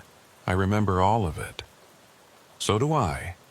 The light splitting, the triangle, everything going dark. A pause. Ryder, I think we need to get off this highway. Right now. He was right. Every instinct I had was screaming at me to turn around, to abort the delivery, to get as far from mile marker 126 as possible. But there was a problem. When I looked at my GPS, it wasn't showing Highway 95. It was showing a road that didn't exist. The GPS displayed a route I'd never seen before. I was supposedly on a road called Service Access 7 Delta, running parallel to Highway 95, about 2 miles to the west. But I could see Highway 95 right in front of me. I was on it. I knew I was on it. I'd been driving this route for 6 years. I knew every turn, every landmark. But according to my GPS, I was somewhere else entirely. Grant, you still with me? Yeah, but Ryder, my GPS is showing something weird. It says I'm on a service road, not the highway. Same here. Service Access 7 Delta. That's what mine says too. I pulled up the map view on my GPS screen. The route it was showing me didn't match reality. According to the display, Highway 95 was 2 miles to the east, and I was on this service road that ran through completely empty desert. But I could see the mile markers. I could see the highway signs. This was 95. I was sure of it. Grant, I'm going to try something. I'm going to keep driving north. Can you shadow me going south? Let me know if we cross paths. Copy, proceeding south. I eased the truck back onto the road, keeping my speed down to 45. The engine was running normally, all systems showed green, but I didn't trust anything anymore. Every few seconds I glanced at the sky, watching for that light, watching for it to split again. 3 minutes passed. According to my odometer, I'd covered 2 miles. Grant, you see me yet? Negative. I've covered about 3 miles and I haven't seen anyone. Ryder, this doesn't make sense. We should have crossed each other by now. Unless we're not on the same road. But we're both on 95. I can see the markers. Marker 124, 123. I'm seeing them too. 127, 128. We were both counting up correctly for our directions. Both on Highway 95. Both following the same road we'd driven hundreds of times. But somehow not on the same road. I grabbed the CB again. Any other units on 95? This is Ryder Moss. Anyone copy? Static. I tried different channels. Same static on all of them. That rhythmic pulsing again, like a heartbeat or a countdown. Grant, are you getting any other radio traffic? Nothing, just you and static. I'd driven through dead zones before. Places where the terrain blocked the signals or where military jamming made communication impossible. But this was different. The static had structure to it, pattern, almost like it was trying to communicate, but we didn't have the right equipment to decode it. At 03:54, according to my dashboard clock, I passed marker 131, and my phone rang. Not a call. An alarm. I'd set it to go off at 0400, a reminder that I was getting close to Tonopah and needed to radio ahead to the distribution center. But it was only 3:54. The alarm shouldn't be going off for another 6 minutes. I looked at my phone screen. 4 o'clock a.m. My dashboard clock, 3:54 a.m. My watch, 3:51 a.m. 3 different times. And all of them were still running, seconds ticking by, but at different rates. I could see it if I watched carefully. The phone's seconds were moving faster than the dashboard, and the dashboard was faster than my watch. Time was fractured. Grant, check your clocks, all of them. A pause, then, son of a bitch, they're all different. My phone says 4:02, dashboard says 3:56, and my watch is going backwards. Ryder, the second hand is moving counterclockwise. How fast? Normal speed, just reversed, like someone's rewinding it. I looked at my own watch. Still moving forward, but slower than it should, each second taking maybe a second and a half. What the hell is happening to us? Grant didn't answer for a long moment. When he did, his voice was quiet. You remember what they say about this stretch of road? The weird spots? Yeah. I always thought it was just stories. You know, truck driver, tall tales, guys trying to spook the new drivers. But Ryder, I don't think they were stories. I think this has been happening for a while and nobody talks about it because who would believe them? He was right. If I tried to tell anyone about this, they'd think I was crazy or sleep-deprived or making excuses for missing a delivery window. But we'd both seen it. The light splitting, the time discrepancies. Whatever this was, it was real. So, what do we do? I asked. We keep driving. We get through this. And then we compare notes and figure out what the hell we're going to tell dispatch. You planning to tell them the truth? Are you? I thought about it. Thought about trying to explain that I'd been driving through a temporal anomaly where clocks ran at different speeds and reality didn't match GPS coordinates. No, I said, probably not. Then we stick to the story. Equipment malfunction. Had to pull over. Lost some time. We'll sync our delivery logs and nobody has to know about the rest. It was a good plan. Simple. Believable. But it required us both surviving whatever this was. At 0401, according to my dashboard, I saw something on the road ahead. Not another vehicle. A shape.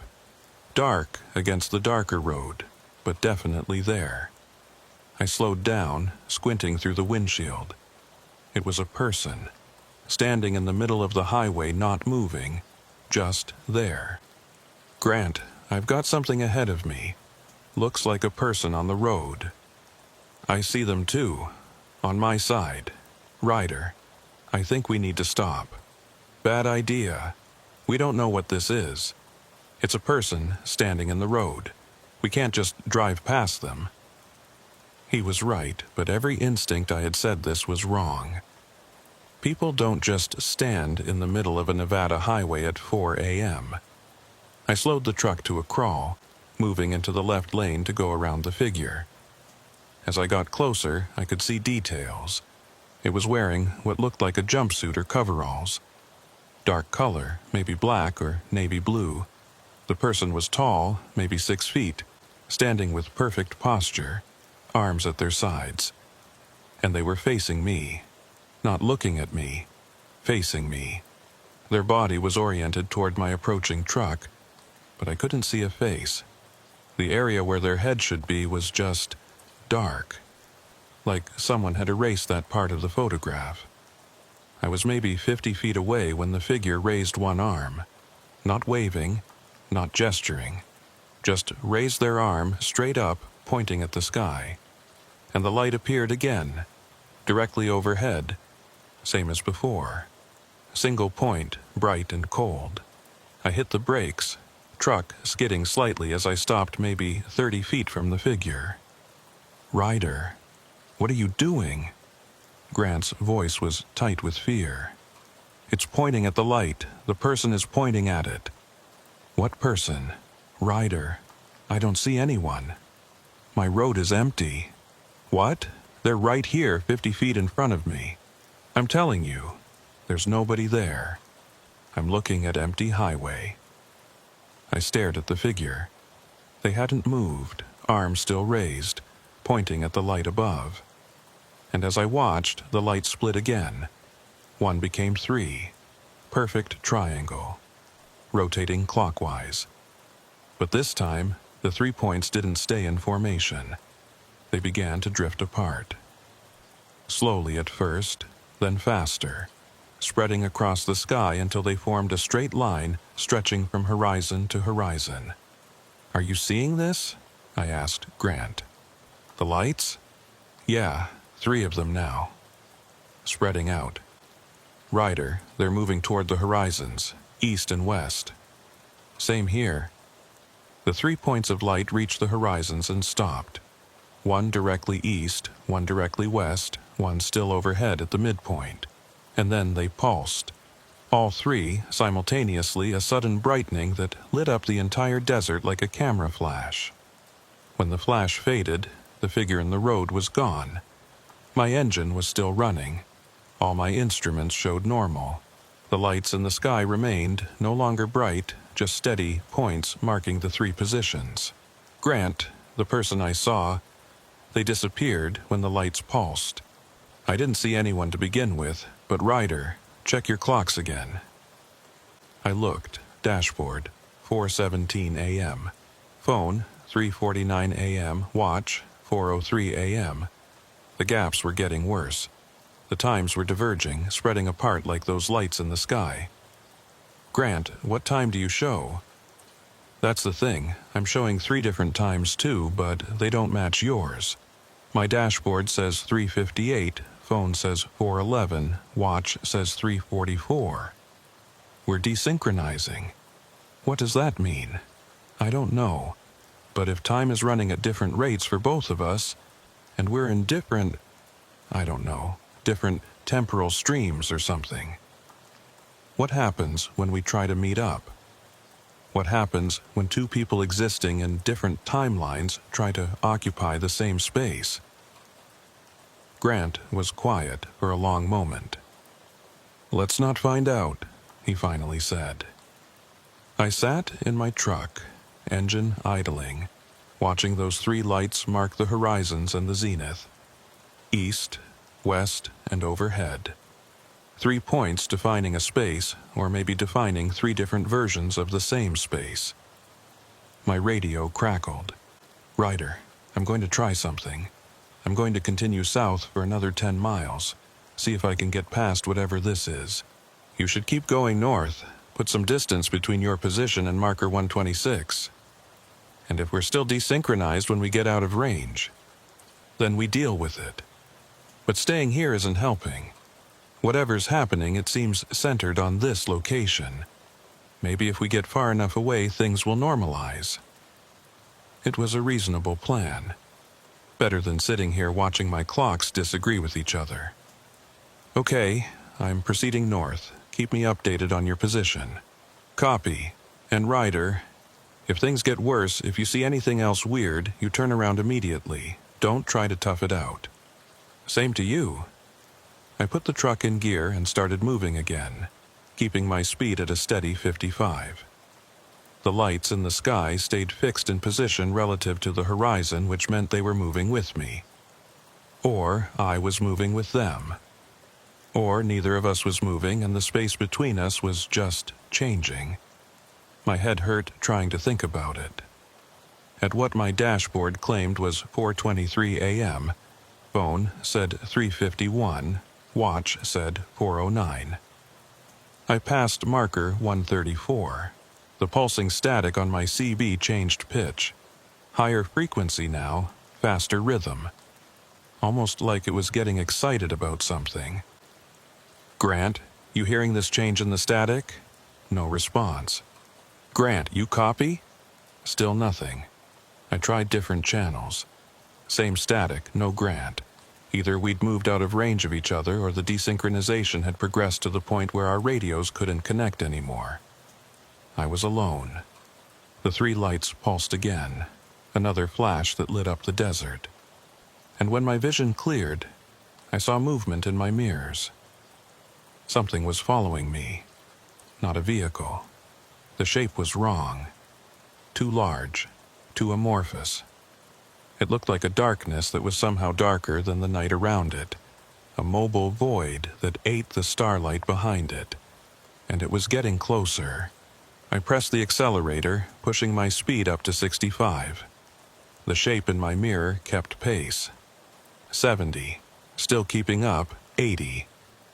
My truck wasn't built for this kind of speed, not with a full load.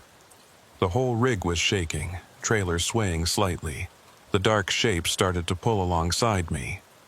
I risked a glance to my left. It wasn't a vehicle. It wasn't anything I could identify.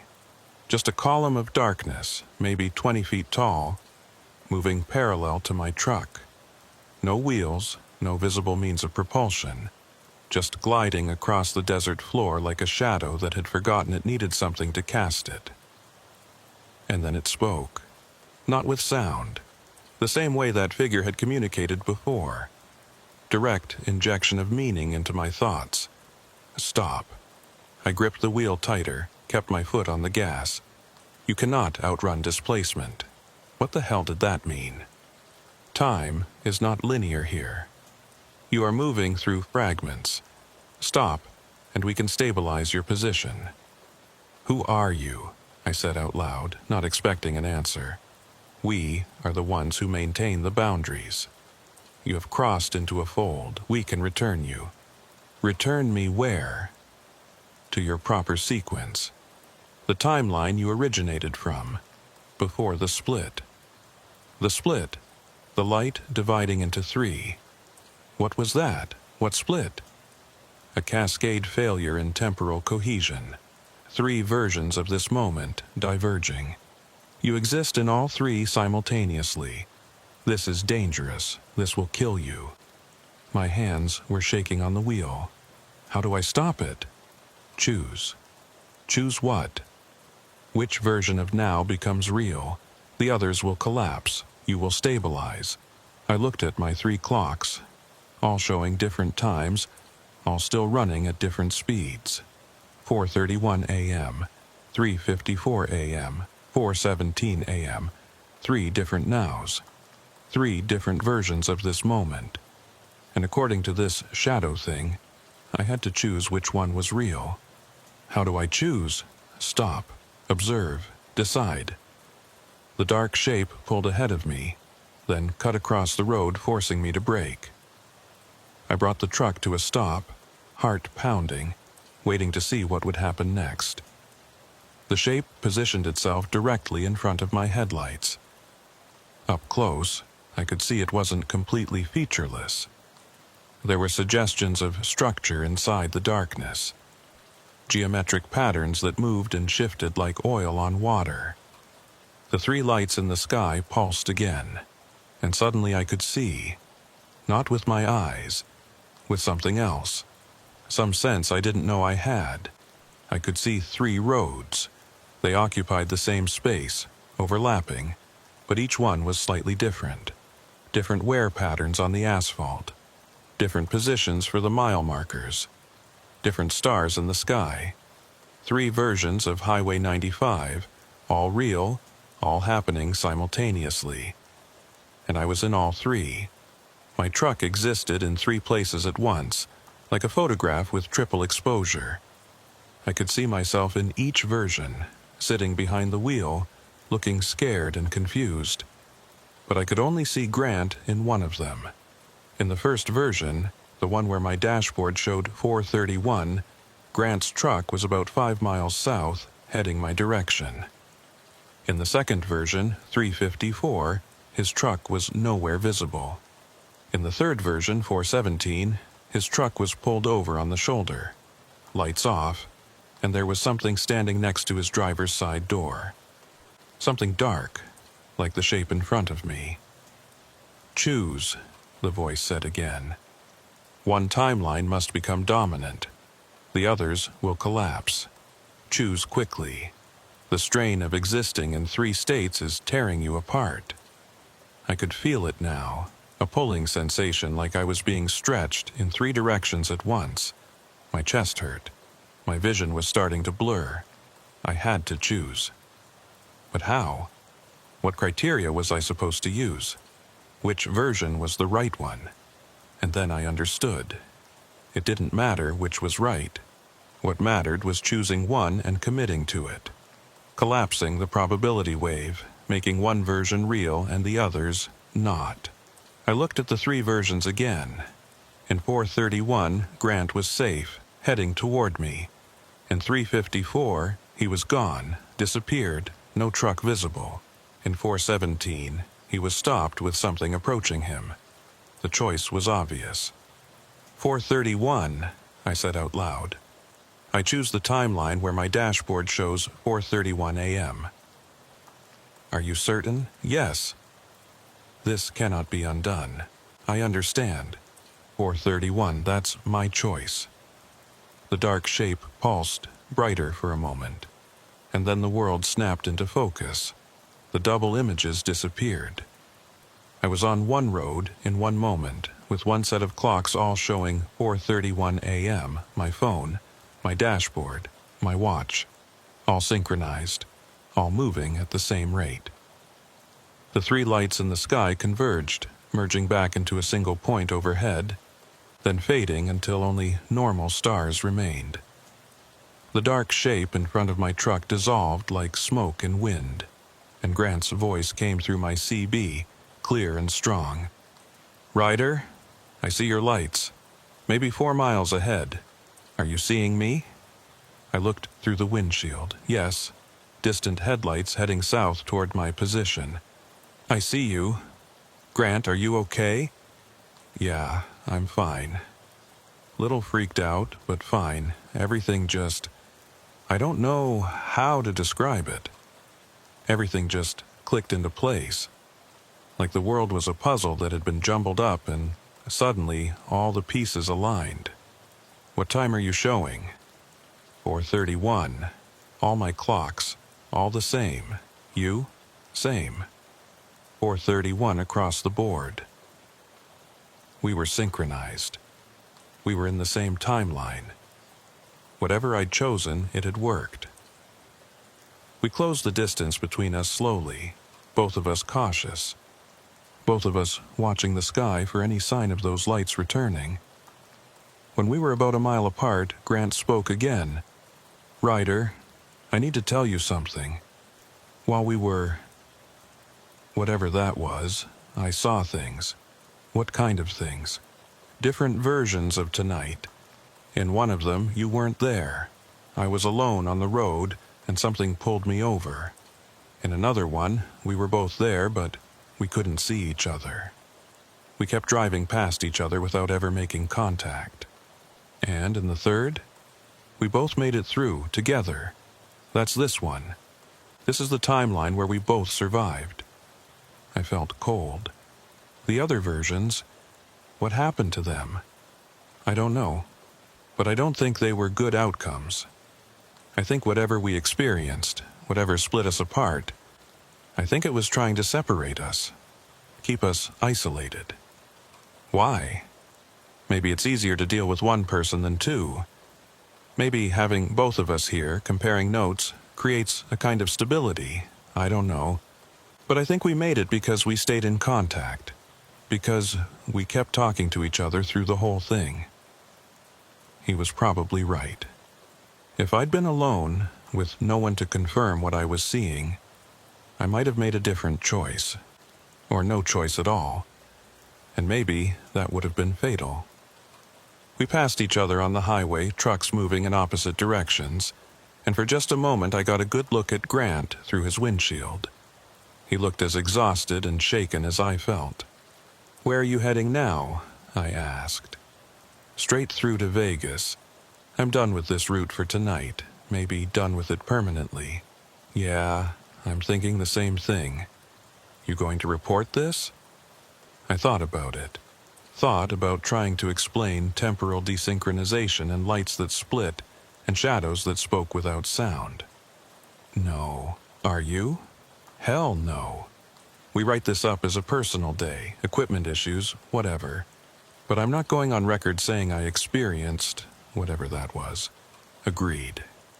We drove in silence for a few minutes, putting distance between ourselves and mile marker 126. At 4:47 a.m., Grant spoke again. "Ryder, I'm pulling off at the next truck stop. I need coffee, and I need to not be driving for a while. You want to meet up, compare notes in person?" "Yeah, that sounds good." The truck stop was a small one, just outside Beatty. I pulled in at 5:02 a.m., found a spot next to Grant's rig, and killed the engine. For a moment, I just sat there, hands on the wheel, breathing. I'd made it. We'd both made it. Whatever had happened out there at marker 126, we'd survived it. I grabbed my phone, checked the time, 5:02 a.m. Checked my dashboard, 5:02 a.m. Checked my watch, 5:02 a.m. All synchronized, all normal. I climbed out of the cab, legs shaky, and walked toward the diner. Grant was already inside, sitting at a corner booth with 2 cups of coffee waiting. He looked up as I approached, managed a tired smile. "You look like hell." "You too." I slid into the booth across from him, grabbed one of the coffee cups, took a long drink. It was terrible coffee, burnt and bitter, but I didn't care. It was real, it was normal. "So," Grant said, "that happened. Yeah. You believe in UFOs?" I thought about the lights, about the way they'd split and merged, about that dark shape and the voice in my head. I don't know what I believe, but I know what I saw. Same. He pulled out a notebook, flipped it open. I wrote down everything I could remember. Times, observations, what that entity said to me. "It talked to you too?" "Yeah." "Told me I had to choose a timeline. Said I was existing in 3 states at once and it was going to kill me if I didn't collapse into one." "Same message I got. Did it explain what caused the split?" "No, just called it a cascade failure in temporal cohesion. Whatever the hell that means." I pulled out my own notebook, compared my observations with his. The timelines matched up almost perfectly. We'd both seen the light split. Both experienced the desynchronization. Both been contacted by those dark shapes. But there were differences too. In Grant's version, he'd seen 4 lights, not 3. And the figure standing in the road had been wearing what looked like old military gear, not a jumpsuit. Maybe we experienced different versions, even within the same general event, he said. Or maybe our memories are already starting to diverge, our brains filling in details differently. Or maybe there were more than 3 timelines. Maybe there were dozens, hundreds, and we each saw a different subset. That thought was terrifying. The idea that reality could fracture into infinite variations, all happening simultaneously, all equally real. "How do we know we're in the right one?" I asked. "How do we know the timeline we chose is actually our original timeline?" Grant was quiet for a long moment. "We don't. For all we know, we could be in a slightly different version of our lives. Maybe in the real timeline we never made it past marker 126. Maybe we died out there and this is just, I don't know, an echo or something." That's a cheerful thought. "Yeah, well, I'm not feeling very cheerful right now." We sat in silence, drinking our terrible coffee, watching the sky through the diner window. It was getting lighter now, dawn approaching, the stars fading. Everything looked normal, but I couldn't shake the feeling that something fundamental had changed, that the world I was in now wasn't quite the same as the world I'd left when I started this drive. Small differences. Nothing I could point to specifically. just a sense that things were slightly off. Grant's phone buzzed. He checked it, frowned. "What?" I asked. "Message from my wife. Says she's glad I'm okay and she'll see me tomorrow." "Okay? Ryder, I'm not married. I've never been married." I felt my stomach drop. "What?" "I'm dead serious. I've been single for 5 years. No girlfriend, definitely no wife. But I've got a text here from someone named Sarah, calling herself my wife, saying she's worried about me." He showed me his phone. The message was there, clear as day. "Glad you're safe, honey. Drive careful. See you tomorrow. Love you. Sarah." "Maybe it's a wrong number," I suggested weakly. "From my contacts? Look." He pulled up his contact list, showed me. There was a Sarah listed, marked as wife, with a little heart emoji. "Call her," I said. "What?" "Call the number. See who answers." Grant stared at his phone for a long moment, then hit the call button.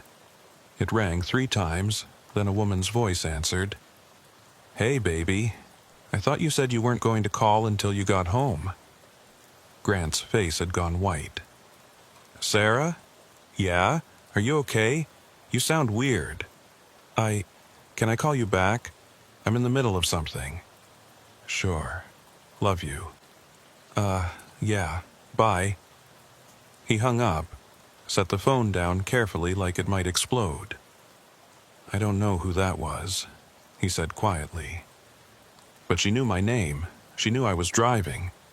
She acted like we've been married for years." I pulled out my own phone, suddenly afraid of what I might find. My contact list looked normal. Mom, brother, few friends from high school, dispatch numbers. No wife, no girlfriend. Same as it should be. But there was one new entry I didn't recognize. A number listed under the name Alt-Me.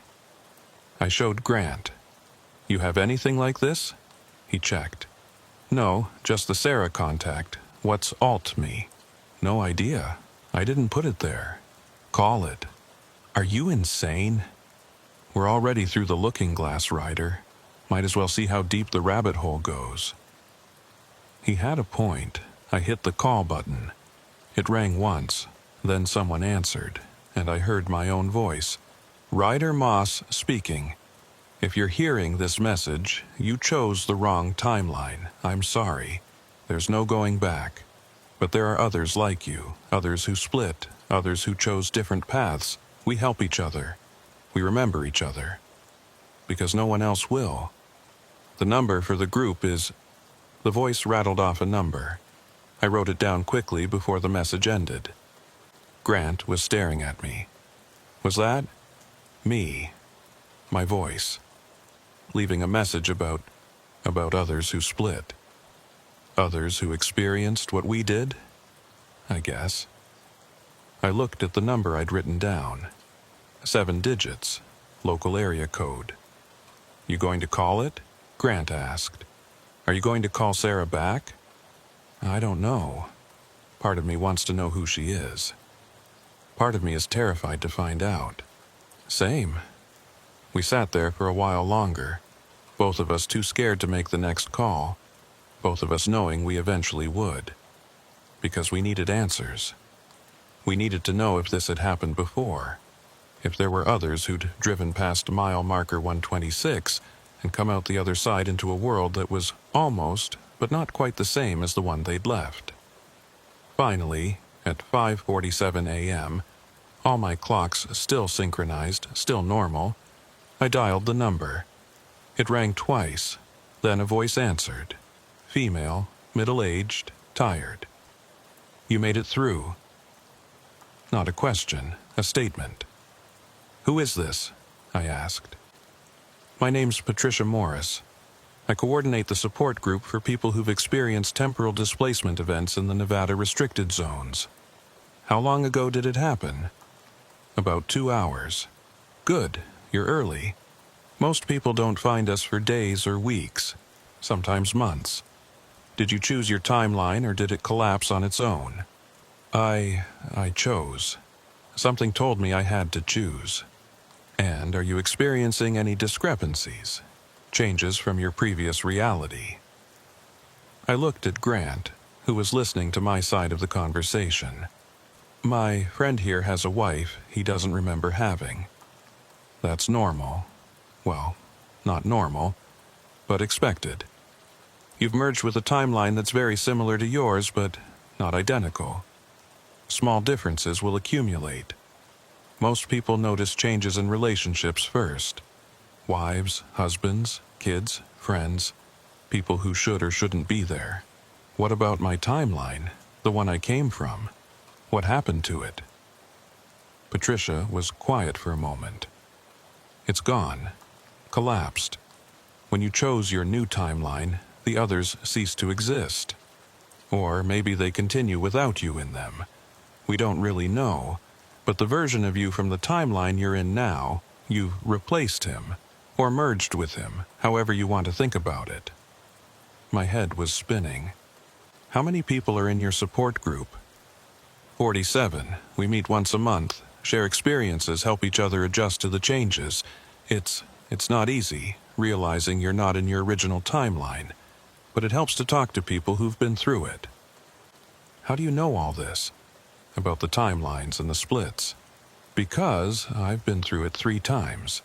Each time I split, each time I had to choose. I ended up in a slightly different version of reality. The first time was 15 years ago. I drove past marker 126 during a meteor shower, and suddenly there were 2 of me. I've been studying the phenomenon ever since.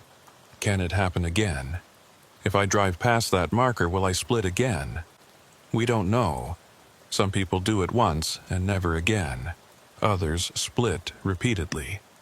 There's no pattern we can identify. Grant was gesturing at me, mouthing, "Ask about Sarah." My friend wants to know about the wife he doesn't remember. How does that work? If she remembers being married to him, but he has no memory of her. He'll need to decide how to handle it. Some people embrace the new relationships, try to make them work.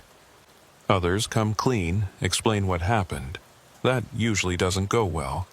Most people think you're crazy or lying. A few people try to fake it, pretend they remember, hope the memories fill in over time. Do they? Fill in? Sometimes. The human brain is adaptable. Given enough time and context, you can build false memories that feel real. But it's not the same as actually having lived those experiences. I felt sick. What do you recommend? Come to a meeting. Talk to others who've been through it. Decide what you want your life to be in this timeline. You can't go back, Ryder. The only direction is forward. She was right. Whatever had happened out there, whatever choice I'd made, I was stuck with it now. When's your next meeting? I asked. 2 weeks. I'll text you the location. And Ryder, welcome to the group. I'm sorry you're here, but I'm glad you made it through. She hung up. I set my phone down, looked at Grant. There's a support group, I said. For people like us. People who split. How many? 47. Jesus. We sat in silence again. Outside, the sun was coming up. The parking lot was starting to fill with other trucks. Other drivers starting their days, all of them living in timelines that made sense to them. I envied them. What are you going to do about Sarah? I asked Grant. I don't know. Maybe I'll go home, meet her. See if... I don't know. See if it feels right. Maybe this timeline's version of me loved her. Maybe I can love her too. Or maybe you tell her the truth and she thinks you've lost your mind.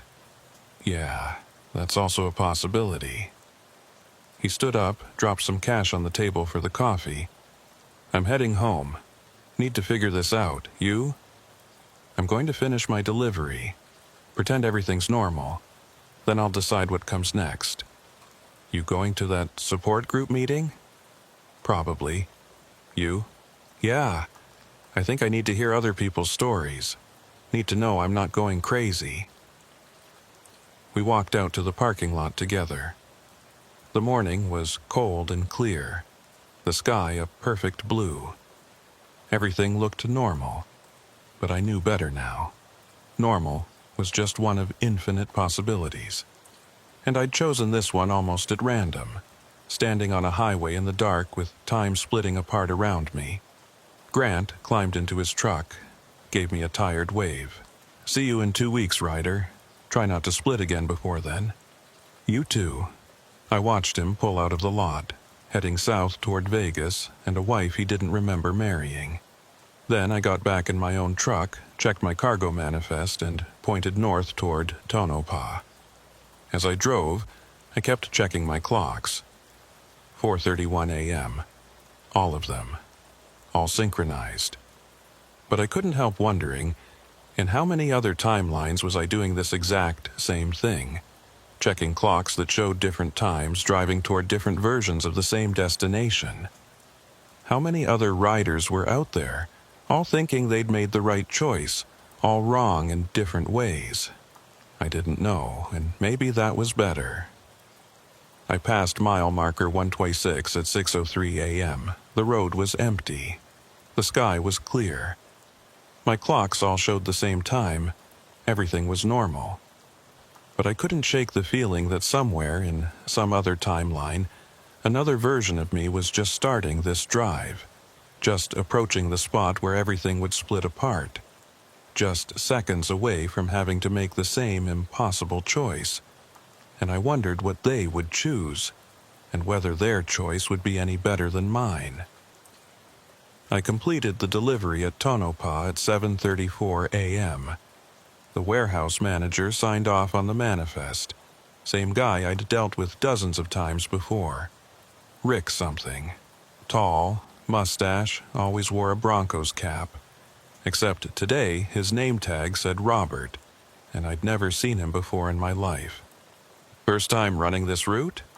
he asked as he handed back my paperwork. "No, I've been doing this run for 6 years. He frowned.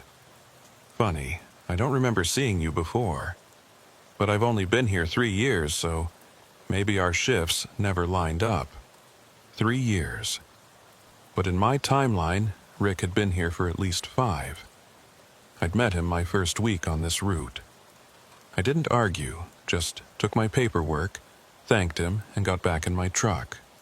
Small differences, Patricia had said. They would accumulate. I pulled out my phone, started going through my photos, looking for discrepancies, looking for proof that I'd made the wrong choice. Most of the pictures looked right. My truck, my apartment, my brother's wedding 2 years ago, all normal, but there were new photos too. Pictures I didn't remember taking. Me at a barbecue with people I didn't recognize. Me standing in front of a cabin in the woods I'd never seen before. Me with a dog, a golden retriever, sitting on a porch. I didn't own a dog. Or did I? In this timeline. My hands were shaking. I set the phone down, took a few deep breaths. This was real. This was happening. I'd chosen a timeline that wasn't mine, and now I had to live in it. The question was, how different was it going to be? I started the engine, began the long drive home. Vegas was 3 hours away. 3 hours to figure out what I was going to say when I walked into my apartment and found, what, a dog? A girlfriend? A completely different life? At 9:47 a.m., my phone rang. Unknown number. I almost didn't answer. But something made me pick up. "Ryder Moss? Speaking. This is Patricia Morris. We spoke earlier. I wanted to check in, see how you're holding up. I didn't know how to finish that sentence. I'm driving, heading home, trying to figure out what's waiting for me there. That's smart. Better to know now than be surprised later. Have you noticed any changes yet? The guy at my delivery location should have been Rick, but it was Robert. Said he'd only been there 3 years, but I remember Rick being there for 5. Good. You're documenting the discrepancies. Keep doing that. Write everything down. It helps you maintain a sense of continuity, even when the world around you is different. How do you deal with it, the not knowing? You adapt. Humans are remarkably good at adaptation. Our brains fill in the gaps, create plausible narratives. Eventually, the new timeline starts to feel normal. The old one fades. But you remember. You said you've split 3 times. You remember all of them. I do. But most people don't. Most people forget their original timeline within a few months. The new reality overwrites it. Only a few of us maintain clear memories of the before. Why? We don't know. Maybe it's a personality trait. Maybe it's something about the way our brains are wired. Or maybe we just can't let go. Can't accept that we're living someone else's life. I thought about that. About living someone else's life. Wearing their relationships, their history, their choices like an ill-fitting coat. The meeting, I said. 2 weeks from now. Where is it? I'll text you the address. It's at a community center in Henderson. Second Thursday of every month, 7 p.m. We meet in the back room. Tell the front desk you're there for the Morris group. Will Grant be there? The other driver you mentioned, if he wants to come, yes. We don't turn anyone away, but Ryder. Not everyone can handle it.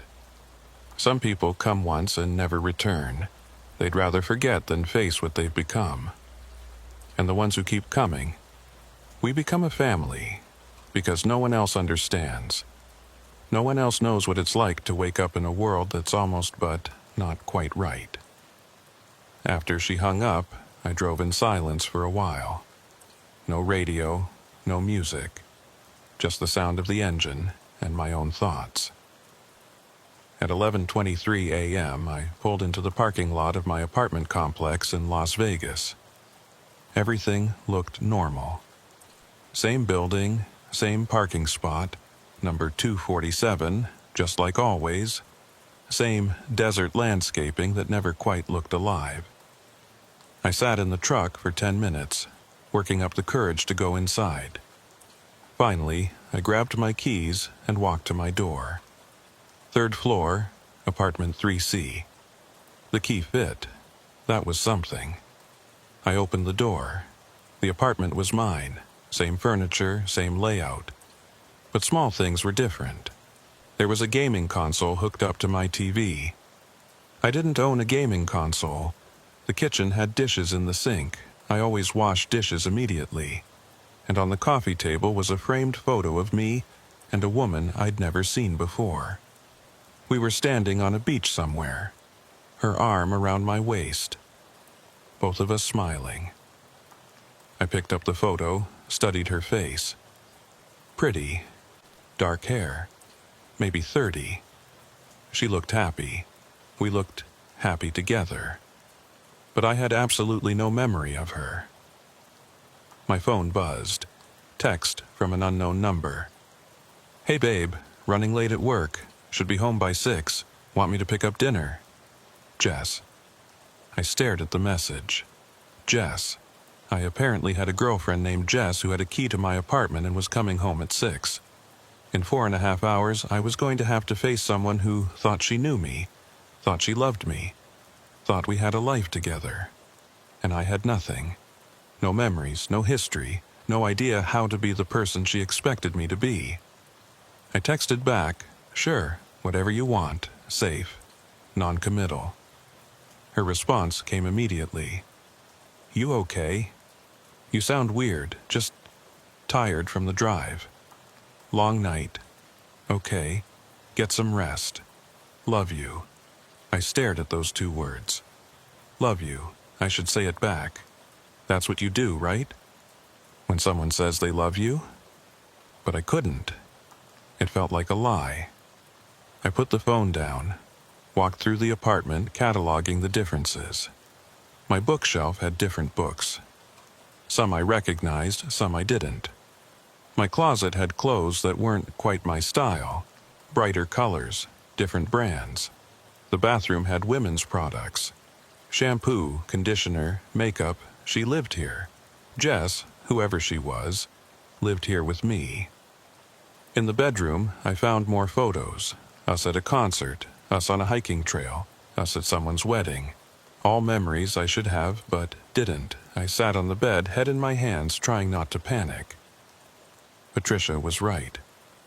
I needed to decide how to handle this. Come clean and risk being called crazy? Try to fake it and hope the memories filled in?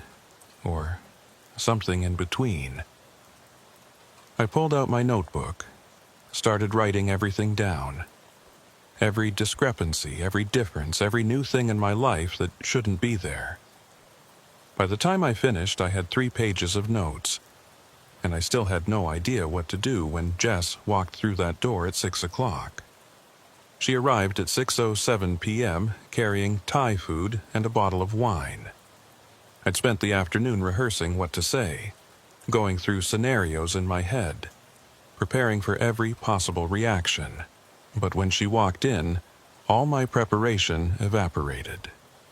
She was real, not just a person in a photo, a real woman with a real smile who set down the food and kissed me on the cheek like she'd done it 1,000 times before. "You look exhausted," she said. "Rough drive?" "Yeah, ran into some complications. Want to talk about it?" Did I? Could I? I watched her move around the kitchen, getting plates, pouring wine, completely comfortable in this space that was supposedly ours. "Jess," I said carefully, "how long have we been together?" She paused, looked at me with concern. "Ryder, are you sure you're okay? We've been together for 2 years, you know that." "Right, yeah, I'm just really tired, sorry." "You're scaring me a little. Did something happen on the road?" "No, nothing happened. I'm fine." But I wasn't fine, and she could see it. She set down her wine glass, came over to where I was sitting. "Talk to me, what's wrong?" I had to make a choice, right here, right now. Tell her the truth and risk everything, or lie and try to make this work. I thought about Grant, about him going home to a wife he didn't remember, about how he'd have to make the same choice. "I had a weird experience last night," I said slowly. "On the road, I was really tired and I think I blanked out for a while, lost some time, and now I'm having trouble remembering some things." It wasn't entirely a lie. Her face softened. "Like what things?" "Just details. Small stuff. I'm sure it'll come back." "Should we go to a doctor? If you lost time, that could be serious." "No. I think I just need rest. It's been a long week." She didn't look convinced, but she let it go. "Okay. But if it keeps happening, promise me you'll see someone." "I promise." We ate dinner, mostly in silence. I watched her, trying to learn who she was. The way she laughed at something on her phone. The way she tucked her hair behind her ear. The way she looked at me when she thought I wasn't paying attention. She was a stranger wearing the face of someone who loved me. And I was a stranger wearing the face of someone who loved her back. After dinner, she curled up on the couch next to me, turned on a show I'd apparently been watching with her. Some crime drama I didn't recognize. "This is the episode where they finally catch the serial killer," she said. "Remember? We've been waiting for this all season." "Right, yeah." She snuggled closer, rested her head on my shoulder, and I sat there, frozen, terrified, feeling like an imposter in my own life. At some point, she fell asleep. I stayed awake, staring at the TV without seeing it, wondering how long I could keep this up. Wondering if I'd made the right choice on that highway. Wondering if there was any such thing as a right choice when all the options led to this. The 2 weeks until the support group meeting were the longest of my life. I went through the motions.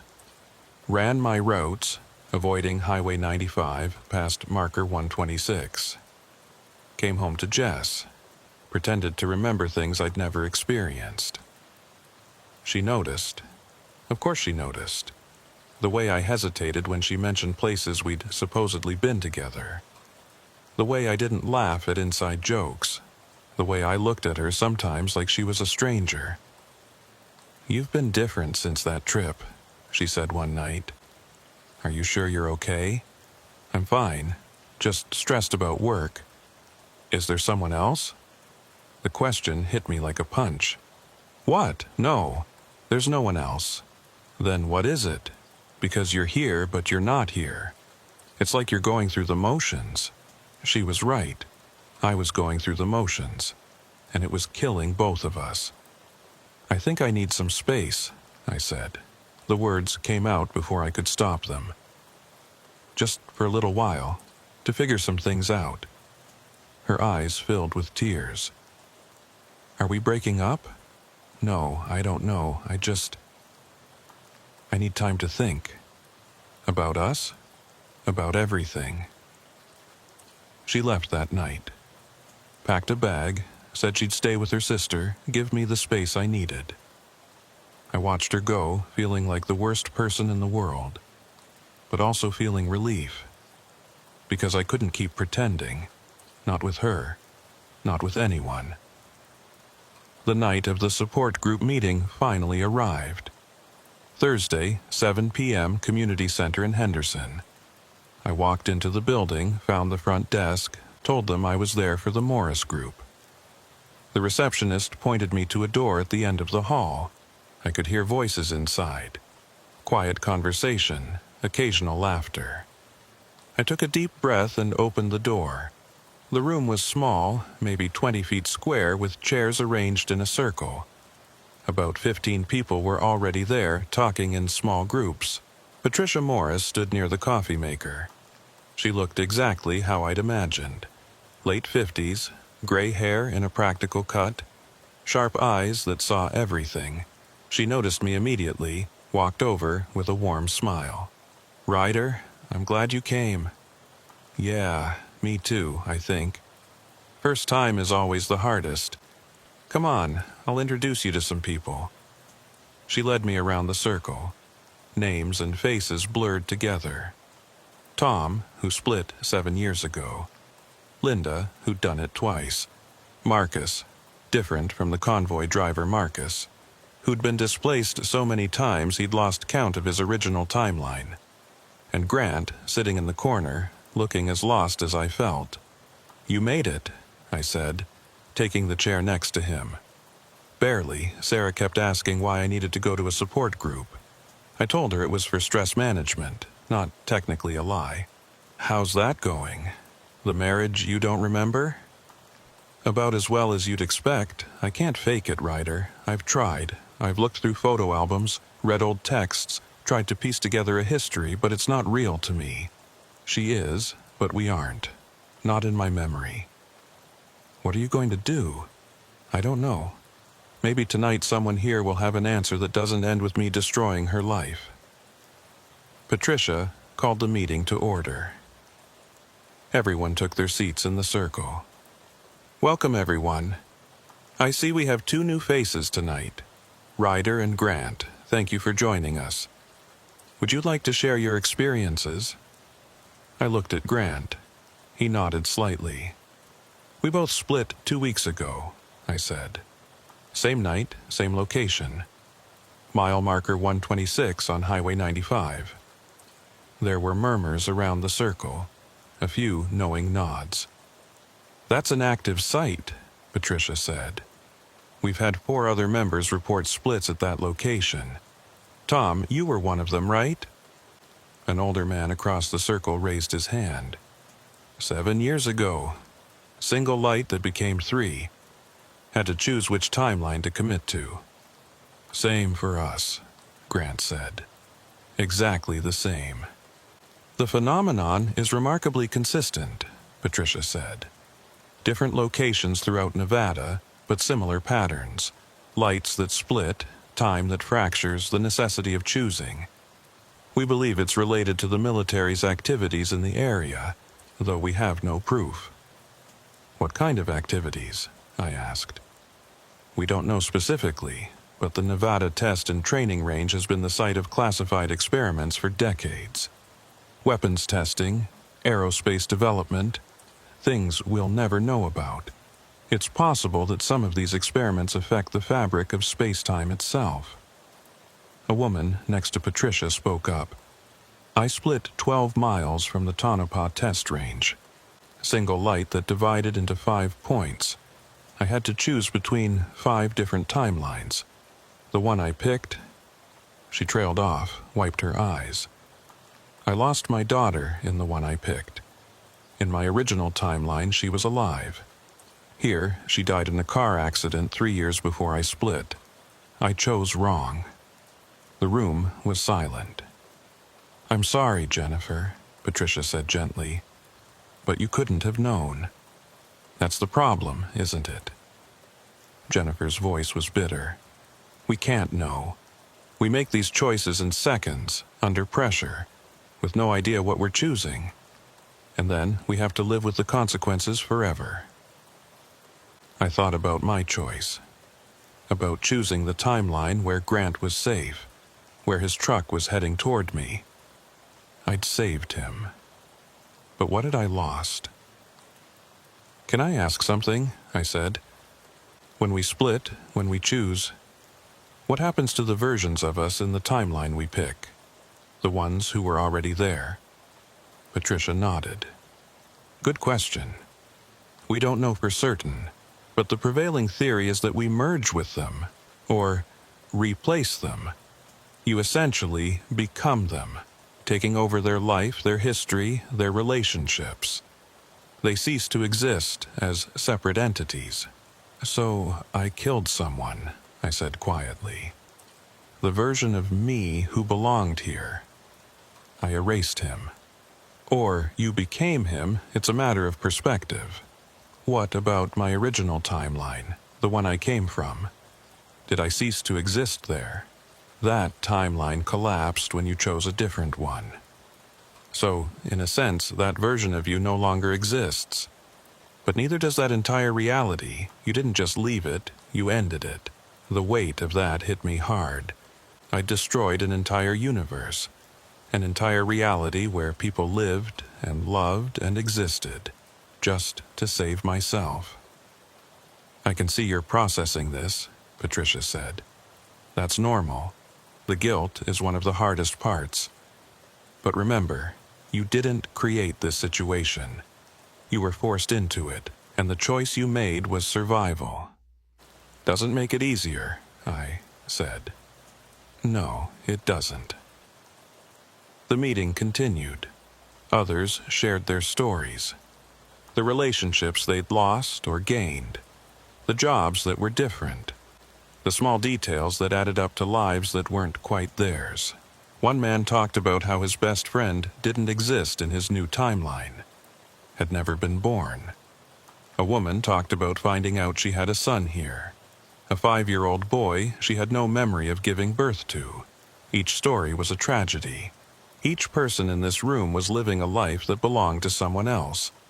And we were all trying to figure out how to be okay with that. After the formal meeting ended, people broke into smaller groups. Coffee and cookies appeared. Conversation became more casual. Grant and I stood near the window, watching the parking lot. You think we made the right choice? He asked. I don't know if there was a right choice. Just different wrong ones. Deep. Thanks. He smiled slightly. I told Sarah I wanted a separation. Couldn't keep lying to her face every day. How'd she take it? About as well as you'd expect. She wants to know what she did wrong, and I can't tell her the truth because she'll think I'm insane. Yeah, I'm in the same boat with Jess. The girlfriend you don't remember having? That's the one. We stood in silence for a while. You going to keep coming to these meetings? Grant asked. Yeah, I think I need to. What about you? Same. Patricia says it gets easier. After a while, you adjust. Start to accept the new timeline as real. You believe that? I have to. What's the alternative? Spend the rest of my life knowing everything is wrong? He was right. We had to adapt. Had to find a way to live in these bodies, these lives, these realities that weren't ours, but were all we had now. Patricia approached us as people started to leave. "How are you both holding up?" "As well as can be expected," I said. "Good. I want you to know, you can call me anytime, day or night. If you're struggling, if you need to talk, if you just need someone to confirm that this is real and you're not crazy, thank you. And Ryder, the guilt you're feeling about choosing, that fades. Eventually you'll realize that you didn't destroy reality. You saved yourself, and that's not wrong, that's survival." I wanted to believe her, but as I drove home that night, back to an apartment that was mine but wasn't, I couldn't shake the feeling that somewhere, in some collapsed timeline, there was a version of me who'd made a different choice. And I wondered if he was thinking about me too, wondering if I was the wrong choice, wondering if any of us had chosen right.